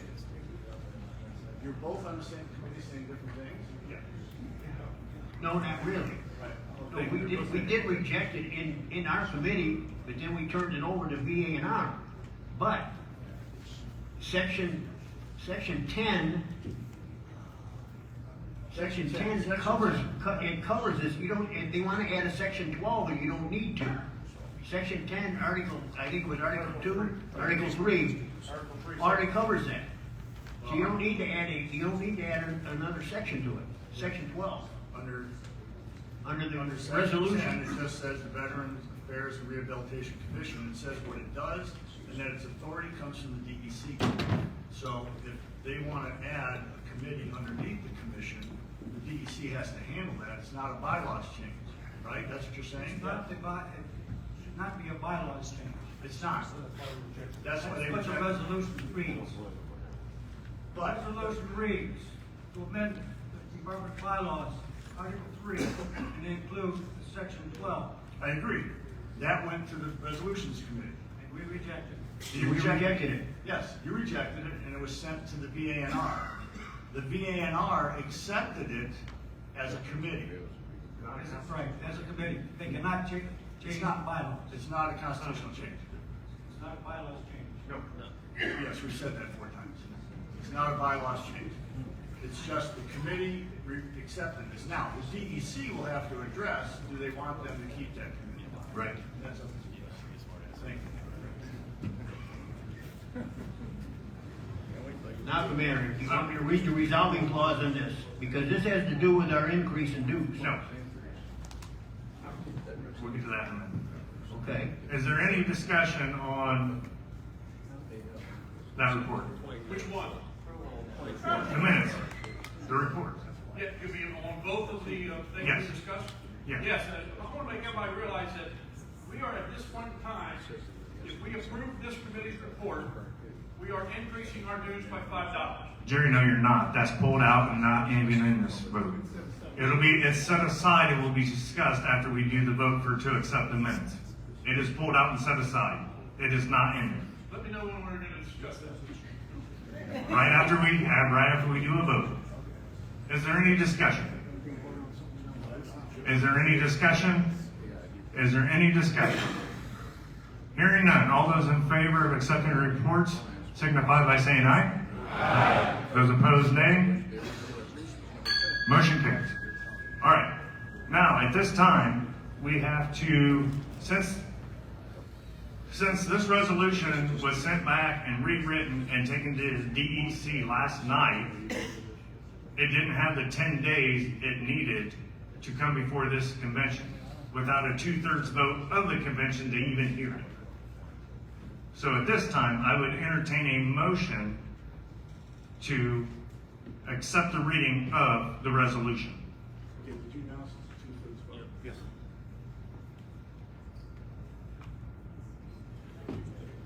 Is there a motion to hear the reading of the resolution?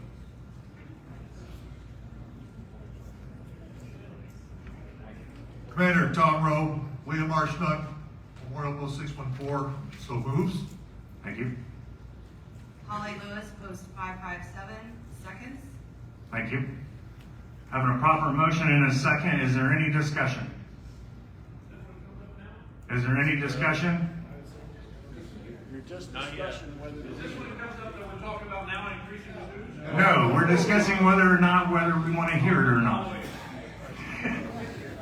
We'll let you know. Is there any discussion? Hearing none. All those in favor signify by saying aye. Aye. Those opposed, nay. Ayes have it. All right, Bob. Now you can read the resolution. Okay. Now, you want the whole resolution, just a resolving clause? Did we change the resolving clause again this morning? Read the whole resolution. The whole resolution. Okey dokey. No. Yes, read the whole resolution. All right. Whereas the Department of Ohio Constitution, Article 11, Section 2 currently reads, the amount of annual department dues beginning January 1, 2004 shall be $9 per member, of which each year at least $1.20 shall be allocated to publish and distribute the entire membership a department newspaper. At least 15 cents shall be allocated for department convention operations, and at least 30 cents shall be allocated to aid delegates to the National Convention, amended at the 104th Department Convention in 2023. And whereas the Department of Ohio membership has decreased 69,138 members since 2004, resulting in a lost revenue of $622,242. And whereas inflation and costs have risen over 63% since 2004, and whereas the Department of Ohio operating expenses are approximately $1.8 million per year, which includes baseball, the A&G test trip, oratorical, and membership awards programs, which are not self-funded, and whereas current yearly revenue for the department is approximately $1,300,000, broken down as follows. Membership dues including DMS Puffle, $670,000. SAL, $66,000. State of Ohio for service officers, $450,000.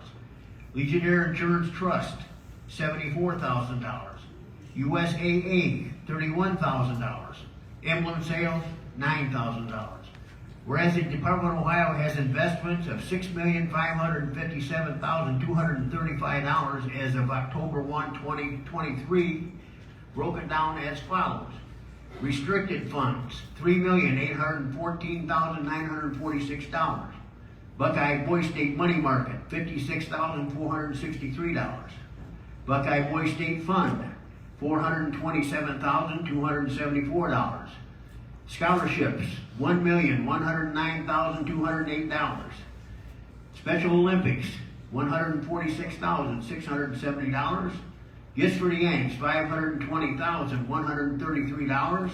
Ohio Life members, $1,611,659. This is the resolution was adopted at our department. National action submitted. And unrestricted funds, $2,742,289. General investments, $412,564. Building fund, $639,072. Reserve fund, $1,690,653. And whereas $600,000 was taken out of the unrestricted funds in 2022-2023 to cover operating expenses at this rate, the unrestricted funds will last approximately 4.5 years. Now therefore be resolved that the American Legion Department of Ohio in convention assembled in Independence, Ohio, July 12th through 14th, 2024, amend Article 11, Section 2 of the Department of Ohio Constitution to read, Article 11, Section 2, the amount of annual department dues beginning January 1, 2025 shall be $14 per member, of which each year at least $1.20 shall be allocated to publish and distribute the entire membership of department newspaper. At least 15 cents shall be allocated for department convention operations, and at least 30 cents shall be allocated to aid delegates to the National Convention, amended at the 105 Department Convention in 2024. That's the reading of the... Thanks, Bob. At this time, I would entertain a motion to accept Resolution 2401.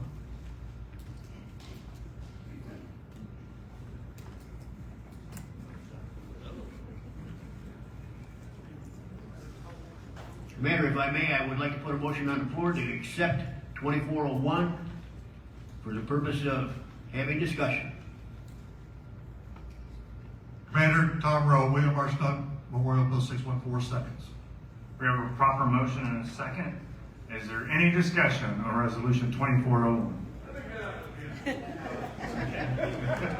Now, this is now, if this motion carries, our dues will increase $5. Is that correct? Yes. Okay. In my opinion, if we have a voice vote, we know how that goes. When you say yay, you'll have a lot of screens, and if you don't want it, you'll have a lot more screens. In my opinion, if you don't like the vote either way, we need 3 different districts to say, I call for a roll call. Yes, that was read off in the rules and order of business. Okay, I just want to make sure everybody's reminded. And I personally think that we should get our expenses controlled a little better at the department headquarters. We have less than half the numbers we used to have when I was commander, and we have about the same amount of employees.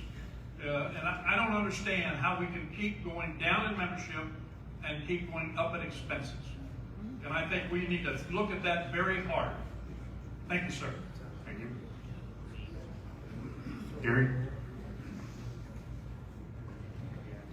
Gary Benadio, 07, and that was Jerry Wilson. Anybody knows that?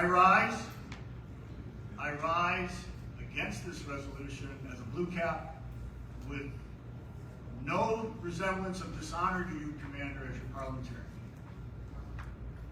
And the officers. Please don't take it as such. I teach 11, 12, and 13-year-olds math, so let me bring it down to that level. Over the past 20 years, we've lived on $9 a member. On the past 20 years. I say, good job. Well done. Keep it up. I'm tired that I can't change a Congress that spends money like these. I can't do anything about an NEC that just raises $5 and doesn't ask the Blue Caps and still spends $6 million on a race car. I can't do anything about that. But I can damn well do something as a Blue Cap in the state of Ohio. I've seen improvement over the past 5-6 years of first finding out where did all the money go? How do we balance it? And yesterday, I saw a budget in the DEC that Holly put together that actually brings, if we can adhere to the budget, officers, hold people accountable, we actually come to the good at $50,000. So that wipes out $600,000 a year you want to take out of unrestricted funds. Stop doing things. Come back to us and say, there's some things we can't do. Do you still want us to do this? And we'll say yes or no. Go back to the beginning. Last year, past Department Commander Stennis made a proposal.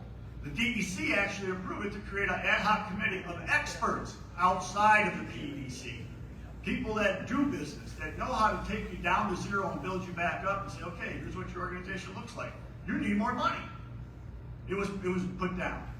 We need to bring some more experts in and keep up this effort that's good, that Holly started with a budget. My God, we have a budget.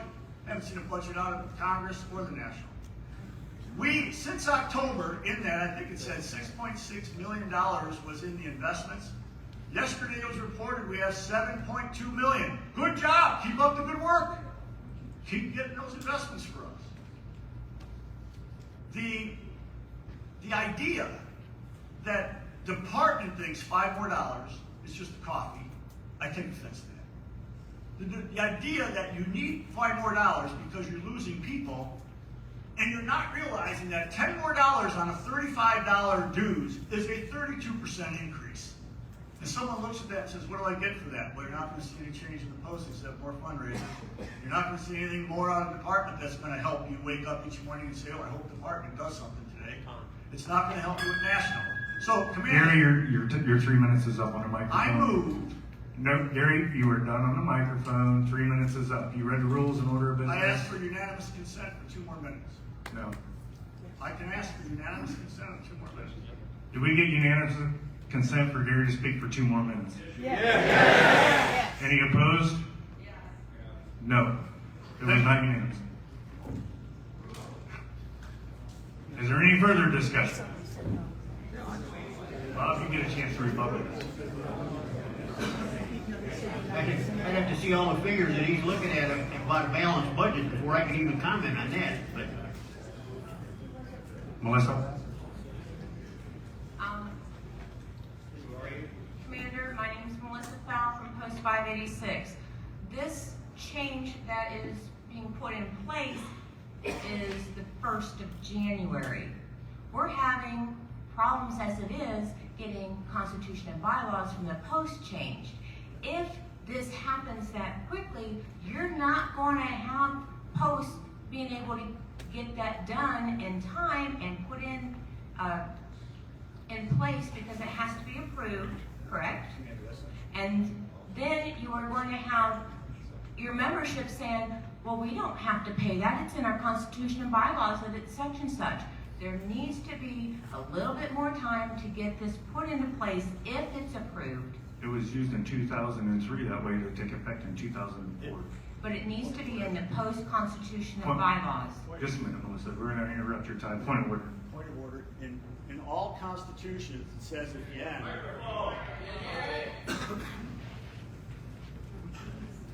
In all of your constitutions, and by God, I've been reading all of them, it says at the end that everything in this Constitution holds unless overcome by department or national mandate. So what you do is you scratch it out and you say, no, we have to change this. You don't have to vote on it. This is where the vote's taking place. So what actually happens is it's a pen and ink change based on your submission to the higher authority. And that's what that is. As much as I love to say this is true, but you just scratch it out. Okay, I just think it's going to cause a lot of problems for those who paid before January 1st as opposed to after. We're struggling as it is to keep things straight in the post and making sure that we're making ourselves viable. So I think if you're going to have that in there, it needs to be changed to this next coming year. Actually, it should help you get membership accomplished before the first of the year to save $5. Well, we've been trying to get them to go for the 3 years, and my post only has, 30 people who took advantage of that. So people are not paying attention to it, and then we're going to have a lot of people who are angry, and they're going to not stop paying their dues because of all of a sudden, there's an increase. So I just think it would be better if you're going to do that to put it at the beginning of the fiscal year. Okay.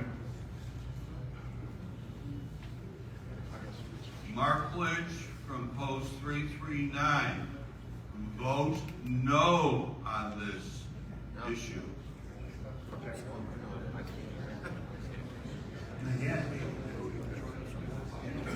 Ron Chapman, the duly elected delegate from Post 288. Just as a reminder too, this department lost 5% of its membership this year. Since I was department commander in 2017, we have lost over 35,000 members in this Department of Ohio. Projected dues increases from national usually project around a 4% decrease in membership. So if we had a 5% decrease in our membership last year, what's going to happen next year when we add another 3.5% to 4% to that? Are we going to be able to live with that? That's something you need to keep in mind as you consider this resolution. Microphone one. Bob Carson, Post 566. Sir, you said right off the bat, this is to take effect from January 1st of this last year. This coming year. This coming year. 2024 is what you said. 2025. Oh, it actually starts 2025, in January 1. Okay, I misunderstood. I thought it was 20. Thank you. Is there any further discussion? Microphone one. Commander Joe Woodard, Post 164, Grove City, Ohio. My question is, it's 1 January 2025. We're getting our cards today for the 2025 year. What am I paying? Am I paying the current $40? If I pay for my dues with the cards that I've got now, and then come January, I have to say, okay, now it's $45? So what you're saying, if I buy... You can keep your dues whatever you want it to be, but it's $5 more you're sending into the department at that time. But, okay, come January. Yes. Okay. Microphone two. Post 85, Randy Hinkle, Finance Officer. You guys are talking about what you've lost. A lot of that is due to the older ones' passings. You're sitting there and wanting to raise the dues in a time where coming out of COVID and we're pretty much in a recession or whatever, and people are stretched their limits, and you're asking us to stretch them a little further. So what do you want to do? Chase more membership away from charging extra instead of finding another way to attack this? Stop and think about it, guys. You're talking about 2 beers a year at a post. That don't matter. People out there trying to raise their families and trying to keep them fed or whatever else, $5 could be a lot of money.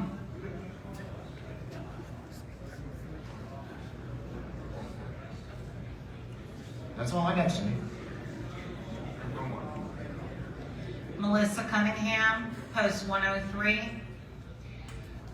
This is my first convention, So I had asked if I could even get up and talk. As long as you're a delegate, you're allowed to. And I am hearing all of this. We've had this discussion in our post already. In Ashtabula County, we have Feed Our Vets, and we're serving 250 families every month. That $5 is, that increase is very devastating. You may not think so, it's a cup of coffee. My husband has been out of work since May. Our area cannot afford that extra $5. We're lucky if we can afford milk. We've had factories close. We have a factory just say, we're done. We can't afford, and we're moving to Italy. We've had a factory that laid off, no warning. So I think the $5, you talk about a cup of coffee or a beer. When I go into the American Legion, I can barely afford a $2, $2.50 beer. So that's insulting to people who are struggling to just make ends meet. The only reason why I got to come here is because the American Legion paid for me to come and be a delegate. I am learning a lot here, and I just feel that is very insulting, especially this being my first year. Thank you. Thank you for coming.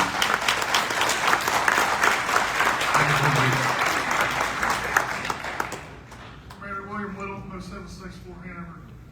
Actually, I heard everybody's things today, and everybody keeps talking about the past. That's 20 years. Dudes racing for national.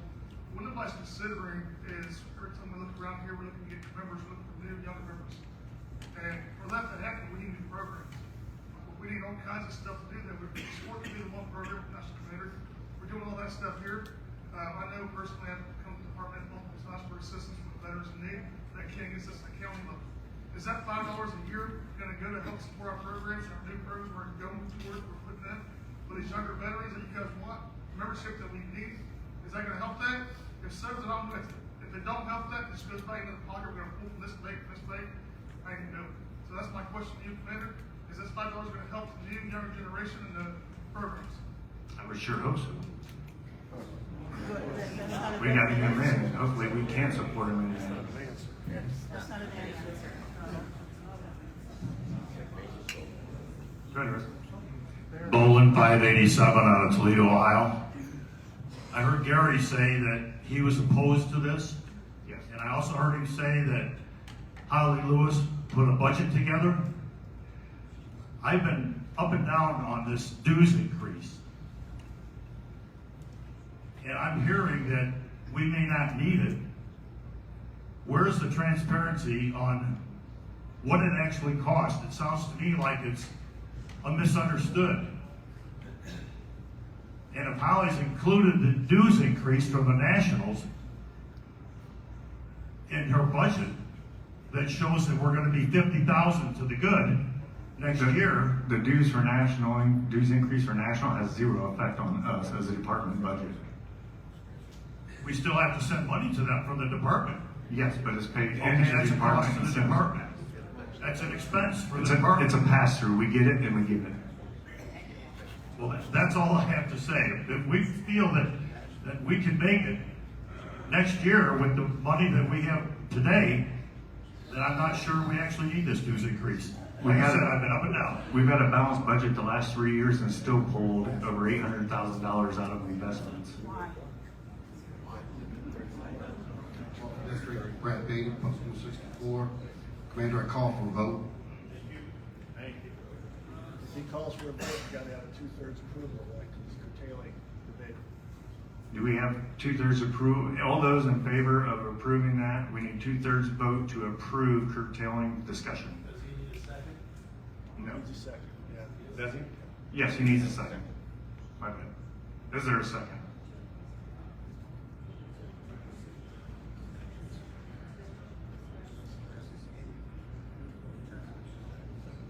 Commander Joe Woodard, 164, Grove City, Ohio. I second the vote, or second the motion.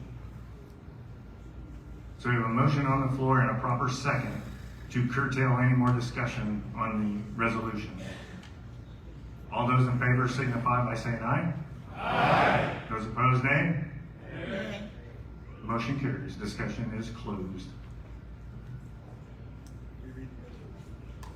Bob, will you reread the resolve clause? Resolve clause?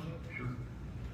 Resolved that the American Legion Department of Ohio Annual Convention assembled in Independence, Ohio, July 12th through the 14th, 2024, amend Article 11, Section 2 of the Department of Ohio Constitution to read, Article 11, Section 2, the amount of annual department dues beginning January 1, 2025 shall be $14 per member, of which each year at least $1.20 shall be allocated to publish and distribute to the entire membership a department newspaper. At least 15 cents shall be allocated for department convention operations, and at least 30 cents shall be allocated to aid delegates to the National Convention, amended at the 105th Department Convention 2024. All right, all those in favor of approving Resolution 2401 signify by saying aye. Aye. Those opposed, nay. Nay. Motion carries. No, it does not carry. Noes have it, the motion is defeated. That's what I meant to say.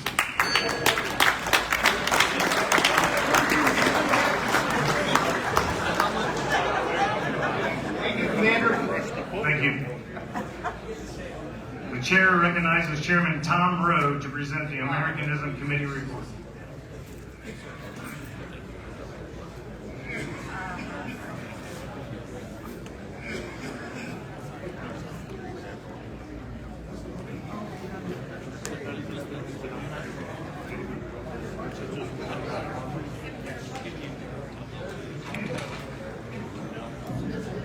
Good afternoon. Glad everybody's awake. The 2024 Convention Committee on Americanism was held in the Brooklyn Room, Holiday Inn Rockside in Independence, Ohio, 12 p.m. Friday, July 12, 2024. The meeting was opened by Chairman Tom Rowe of the 12th District. Melissa Fowle of the 3rd District gave invocation. Pledge of Allegiance was recited. Ms. Melissa Fowle of the 3rd District was appointed Secretary. All districts but 2 were in attendance. We had 1 guest, Thomas Marshall, post 803 of the 11th District. Chairman Rowe read the instructions of the Convention Committee. Discussion was had on the criteria to judge the Alice Friedman runner-up, and Michael Galato awards. The Americanism Commission will redefine the criteria at their next meeting. The Alice Friedman Award, motion by John Lai, 14th District, motion and seconded by Tom Stan, District 11, that Paschal Post 164 of Grove City in the 12th District is the winner of the Alice Friedman Memorial Award. Motion passed. Department officers came in to give greetings. The Alice Friedman runner-up, Melissa Fowle, District Chair of 3rd District, seconded by John Life on the 14th District, Maslin Post 221, District 10, was the Alice Friedman runner-up award winner. Motion carried. Michael Galato, William Gillibrand, 9th District, motion, seconded by Harold Landis, District 1, that Roseville Post 71 in District 11 was the Michael Galato award winner. Motion carried. Committee discussed having 14 copies of the entire folder for each committee member. Committee was adjourned at 1:07 p.m. Commander, as a duly registered delegate of this convention, I move that this report be adopted. Is there any discussion? Is there any discussion? Is there any discussion? All those in favor of accepting the report signify by saying aye. Aye. Those opposed, nay. This time it carries. Thanks, Tom. The chair recognizes Chairman Chris Miller to present the Legislative Committee report.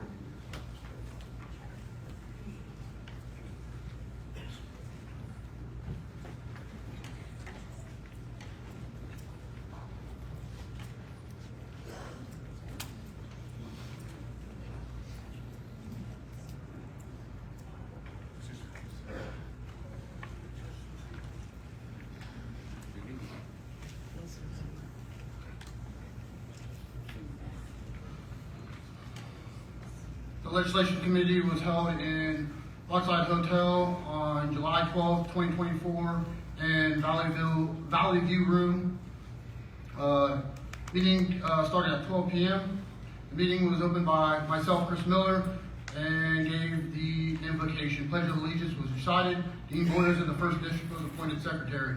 We had 13 out of 14 districts present. We reviewed the James Cunningham Award applications. 3 posts were nominated, 541 of the 1st District, post 83 of the 5th District, and post 797 of the 12th District. The applications were discussed and reviewed. Post 797 was selected as an anonymous decision. The committee adjourned at 12:27 p.m. As a duly honored delegate of this convention, I make a motion to pass this, accept this report. Is there any discussion? Is there any discussion? Is there any discussion? Hearing none, all those in favor signify by saying aye. Aye. Those opposed, nay. Motion carries. The chair recognizes Bob Schmidt to present the Resolutions Committee report.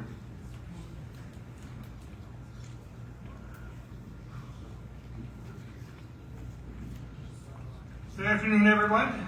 The Resolutions Committee for the convention met in the Palmer Room yesterday, the 12th of July at noon. The meeting was opened by Chairman Schmidt of the 1st District. Robert Mason of the 5th District gave the invocation, and the Pledge of Allegiance was recited. Shallon Smith of the 6th District was appointed secretary. We had 11 representatives from the districts. We had 3 districts that were vacant. Resolution 2401, dues increase. We did not cover that because it was not our responsibility, so we passed on Resolution 2401. Resolution 2403, creating a video gaming committee. That also was assigned to actually another committee, so therefore we passed on that one. A little bit of discussion, but other than that, what our discussion was about didn't have anything to do with it. Then the other resolution number is not listed here, is about the Ralph Dole Award, creating a Ralph Dole Award for national. Well, Ralph Dole is an Ohio award. National will not be happy with the Ralph Dole Award, so it is established that we would have it, send it back to be rewritten as an energy conservation program that National could turn around and adapt and possibly recommend to other departments to follow suit. Amended, and so we have recommended rewriting it. That was Joyce Ham, district motion, the second by Jeff Myers, to change the name of Ralph Dole. Both then revoked their motion in second. Richard Johnson, the 11th district, motioned, seconded by Steve Irwin, 4th district, to change the name of the award to the Energy Conservation Award and refer it back to the Department Commission for creation of criteria. I want to specify this is not pertaining to the Ralph Dole Award here in the Department of Ohio. This is a recommendation for it to go to national and be a national award. So we're not changing the Ralph Dole Award. Anyways, the motion passed. Okay, resolution, we proposed a resolution for the appreciation of the City of Independence for hosting the 24 Department Convention. Ken LaVoy, 3rd District, motion, seconded by Joyce Ham, District 9, to create a resolution for the appreciation of the City of Independence for hosting the 2024 Department Convention. The motion passed. Joyce Ham brought up for discussion, creating a resolution regarding off-record discussion of minutes of the DEC. And that's as far as it went. This committee adjourned at 12:28, submitted by Robert Schmidt, Chairman. Commander, make a motion that the Resolutions Committee report be adapted, and I thank you for having the opportunity to serve on your committee. Thank you. Is there any discussion? Is there any discussion? Is there any discussion? Hearing none, all those in favor of accepting the report signify by saying aye. Aye. Those opposed, nay. Motion carries. The department will now hear from the officers who led the department from 2023 to 2024. I will save mine for tomorrow. First Vice Commander A.J. Watley. Thank you, Commander. First, I would like to thank all the districts for the support that they have given during this past membership year. There's a couple things we could do a little bit better in the coming years to promote our membership growth. And that is connected with B1.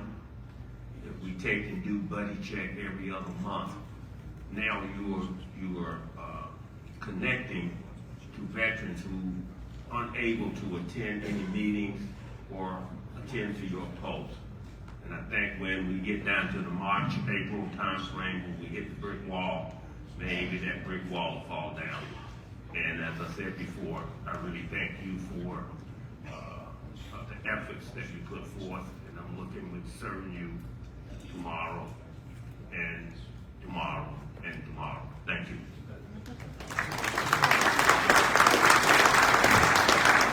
Department of Second Vice Commander Stan Orton.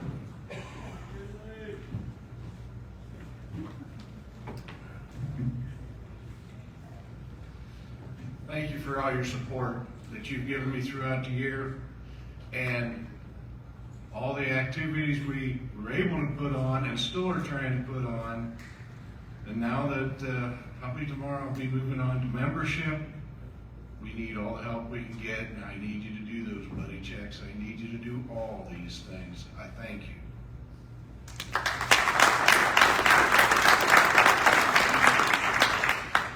Department Treasurer Jose Rivera.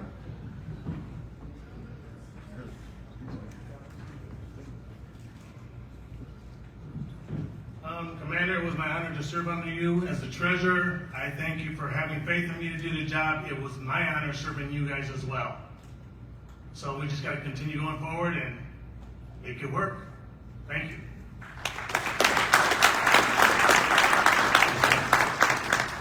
Department Judge Advocate Josh Brown.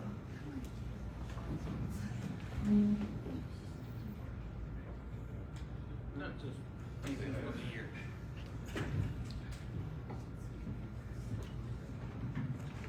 Thank you. I have served for a while now, and I've really gotten to know everybody. This has been my funnest convention because I know the most people that I've ever known before.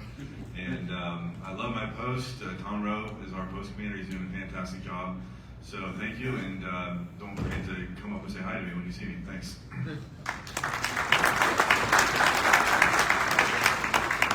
Department Chaplain Ron Diskel.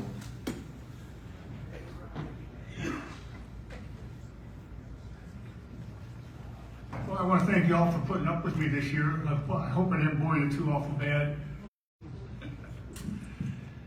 Commander Jason, thank you very much, and staff officers and all your Legionnaires. I want to thank you, especially those of you who's invited my wife and myself into your homes and your posts for a very great time. We really enjoyed it. If you haven't traveled to different posts, you got to get out and do it. So, anyway, the end of the year is finally here, and there have been many posts and district events and activities across the state that I visited and recorded. It was a pleasure, especially not too long ago. I went to the Ralph Courtright Coshocton Post 65 and the Charles M. Mitchell Post 399. I recommended the cheeseburgers in Dresden at Post 399. The commander's wife makes them. They're out of sight. They're open every day, 7 days a week at 5 p.m. Anyway, these events and all other doors and all others will be in the good book of our department's history for the next generation to learn from. This year there was only just one history submitted, and it was put in digital form. And at this time I'd like to invite Rick Nelson up here to accept an award.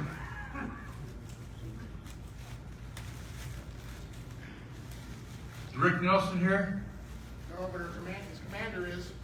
Okay, is commander. Commander, would you do us the honor of coming down and having your picture taken with us?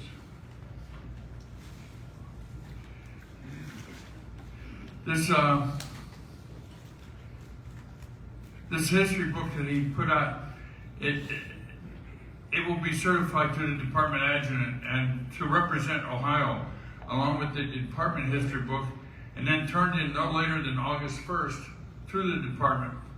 I will be attending the National Historian meetings in October to help with the judging of all the books from all over the nation.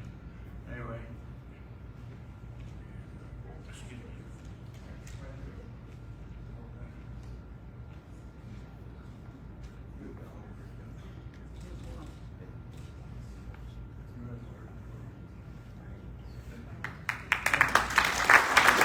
Thank you very much. He did an excellent job on his report. Until next year, though, I will keep in mind to be the one mission and reach out and listen and offer my card or availability or both to save, even if it's just one. If you want to be if you'd like to have a be the one button to wear all the time, because it just don't pertain to just now, it pertains all the time. You wear it out in public. People will ask you what it stands for, and you let them know who you are. Thank you, Jason. I'm honored to have represented you along with my assistant historian, Bob White, who's did a great job, and my lovely Wahine wife, Wahine's woman in Hawaiian. Okay. And she's up here. The auxiliary department historian, Dana Byers, who she is. And Commander, this concludes my report. Thank you. Thank you.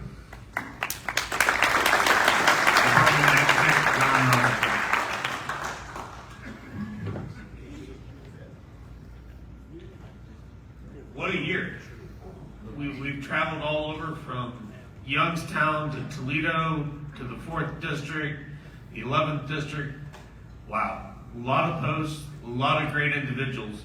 I thank the commander for giving me such a great year. It was a pleasure working with him. But the true honor is going out and getting to meet all of you and help you and figure out the best way for your post to accomplish the business that you're working with. So thank you for another great, and I look forward to another great year next year.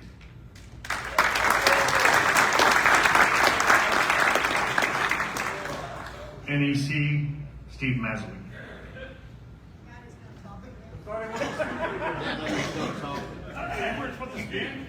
Every year, I screw something up. And I've been doing it for 20 years, and for 20 years, you keep electing me. It's your fault. As I bring this 6-year NEC to a close, I'd like to thank a lot of people that helped me along the way. And I wish the best of luck for Chappie, which you truly will be in your good hands. I'd like to thank my 14th district. You guys want to take a stand there, and all you guys in the 14th district. You guys are the best. We have a meeting in the Rockside Room today at 4:30 for all the people going to the national conventions and the call-ins, so make sure you can get there. And one more final, Post 627 in Newburgh Heights. Now, we're going to have some downtime here in a little bit. They're in the 13th district, and they're only, 10 minutes from here, guys? Please visit them. If you don't know where they're at, talk to one of the guys in the 13th district that got the 627 on their hats. Those are the guys to talk to. That's my adopted home. I enjoy going there like I do 331. Thank you.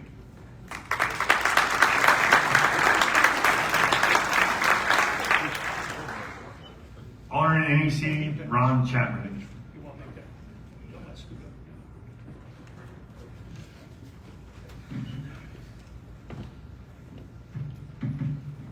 Thank you, Jason. Well, all I can say is thank you for supporting me this far along in my journey, because you are the Department of Ohio, and as you saw today, we can accomplish some things here. We don't all have to be on the same page about everything, but we can still get the will of our Blue Cap Legionnaires done through this body. And you got to take that message back to them that they do really count. I want to thank my district's back there in the back, 4th District, stand up. Hey. We're not accustomed to being back there. I think this is the first time I can ever remember that happening, and we're going to be back up front here soon. But I thank you all for helping me have a good year. I had a lot of fun following Steve around and playing chaperone and Uber driving and stuff like that. And we're looking forward to another year of that. We're looking forward to another year of that, and hopefully with your support tomorrow, we can continue to support you and bring your message forward. Because next year I get to talk up there. But thank you. It's if you put me there, next year I get to talk. So thank you very much. Appreciate it.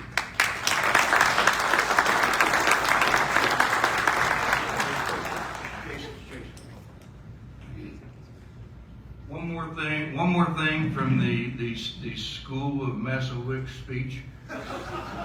We're in the Independence Room for our National Appointees Committee meeting, okay? Independence Room. Thank you. Thank you for clarifying. But all due respect, Rockside Road is right outside, correct? Yeah, we're meeting outside. We can meet on Rockside Road. You're a little busy out there, but you know. The chair now recognizes Adjutant Robinson for reading of the names and post affiliations of the newly elected district commanders, first vice commanders, and second vice commanders. Good afternoon. The Great First District Commander Mark Mullman, post 265. First Vice Commander Dean Boyers, post 468. Second Vice Commander Bernie Rao, post 541.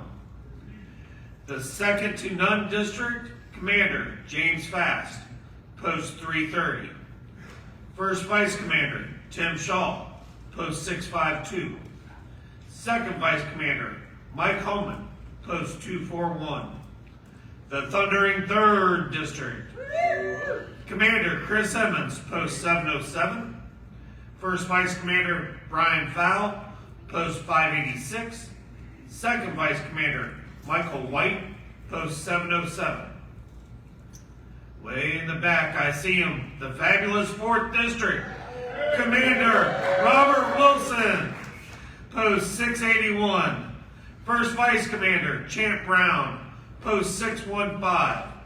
Second Vice Commander Steve Ballman, post 72.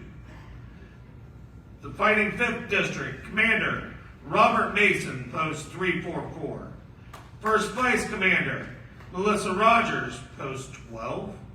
Second Vice Commander Kenneth Parsons, post 118. The Sizzling 6th District Commander Christopher Miller, post 97. First Vice Commander William Little, post 764. Second Vice Commander Garrett Wolf, post 417. The magnificent, easy for me to say, 7th District Commander John Connolly, post 23. Second Vice Commander Robert Wagner, post 325. The Great 8th District Commander Larry Sullivan, post 11.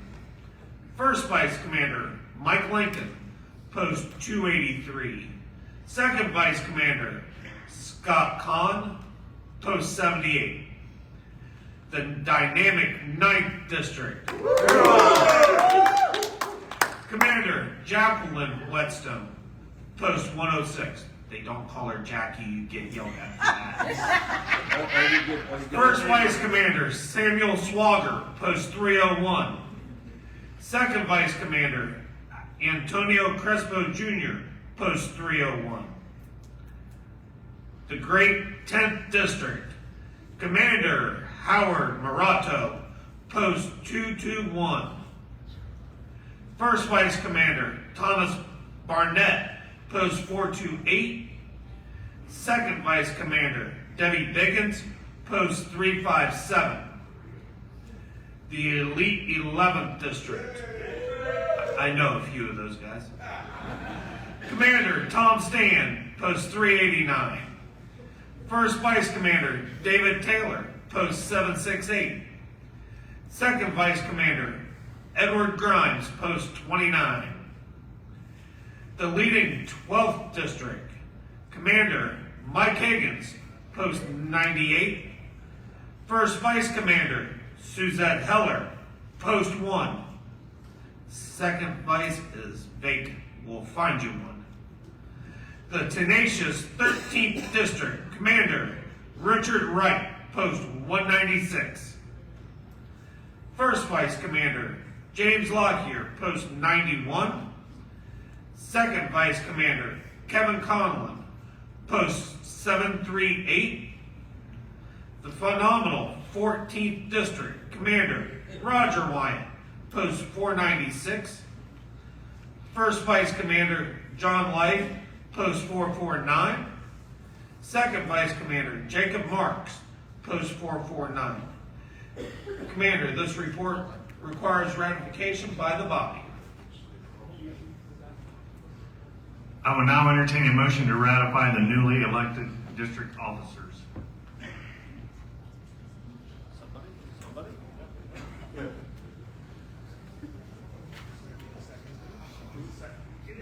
Microphone. Brent Warner, Post 214, 9th District. I move that we ratify the duly elected officers. Microphone 2. David Ridenauer, Bowling Green, Post 45, 1st District, seconds the motion.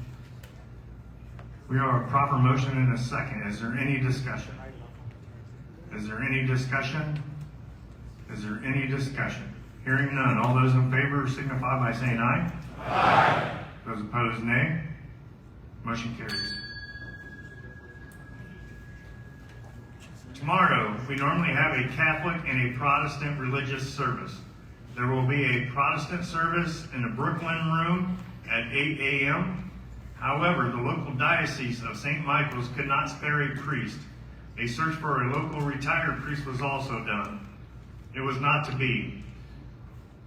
John Murphy, chaplain for the 10th District, is a member of St. Michael's and worked every angle he could to get that accomplished. St. Michael's has a Mass at 4:30 this evening, and at 8 a.m. tomorrow is their early Mass. The church proper is just 7 blocks from here. That's just a short drive for a fresh morning walk. This was given to me by our chaplain. Trust what I tell you, every attempt was made for nothing to work out here. Maybe God wants you all to visit their church. I now call on Department Adjutant for any announcements.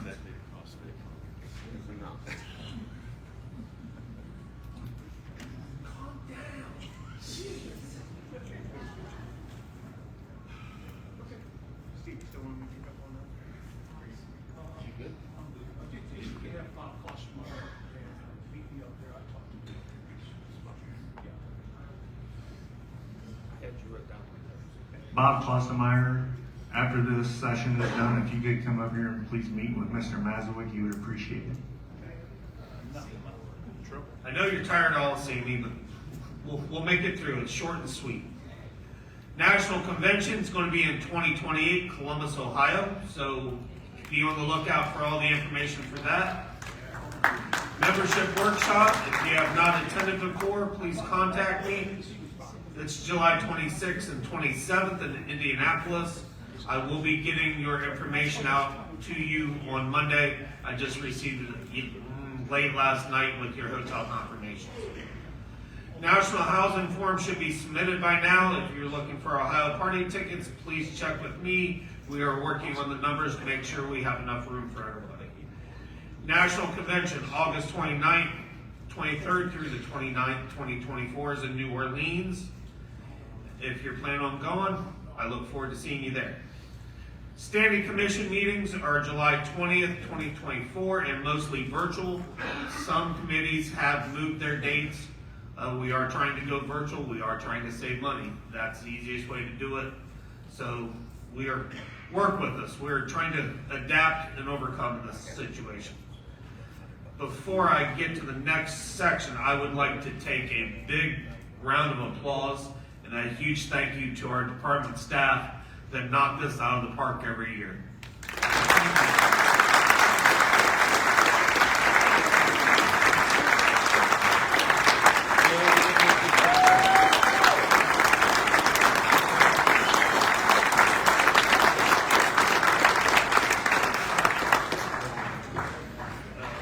Sit there, don't fall down. No problem. I would now like to call Holly Lewis and Chris Emmons to the stage for a special presentation. Or you want to do it down there? Yeah. Down here. Jason, come down. AJ, you're up. We want to present a special award. As the Vice Chair of the Media and Communications from National, it's my honor to present Dana Beyer with the Innovation Award this year for the American Legion Friends Facebook group. This is a really big deal, and we really want to honor Dana and thank her for everything that she does for the department.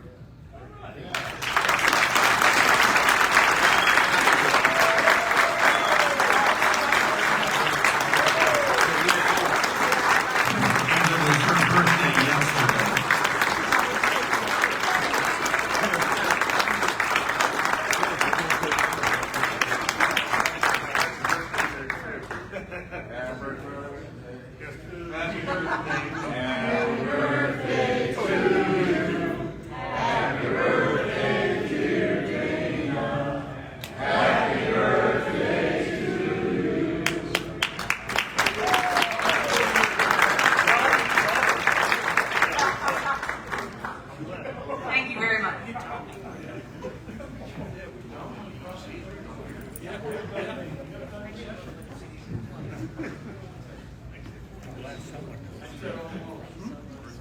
That was the first time we've ever sung Happy Birthday in a convention that any of the guys on stage can remember, which is a really long time ago.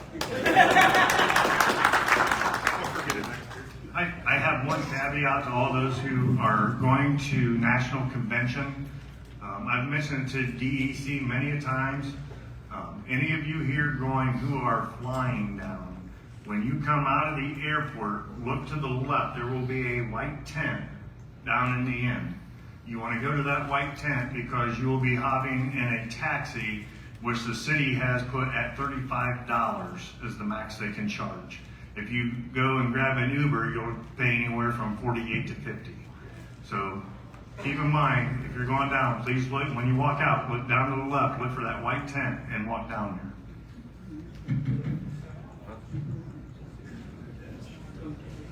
Is there any further business to come before this session? Is there any further business to come before this session?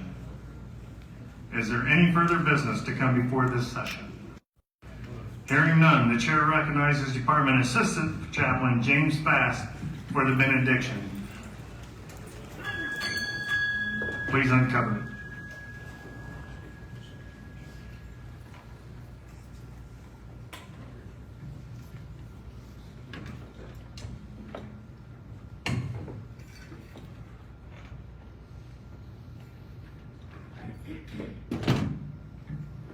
Please excuse my hobbling around. How many of you's got one of these? The first one I got from the Gideons was November the 1st, 1965, the day I left for the Army.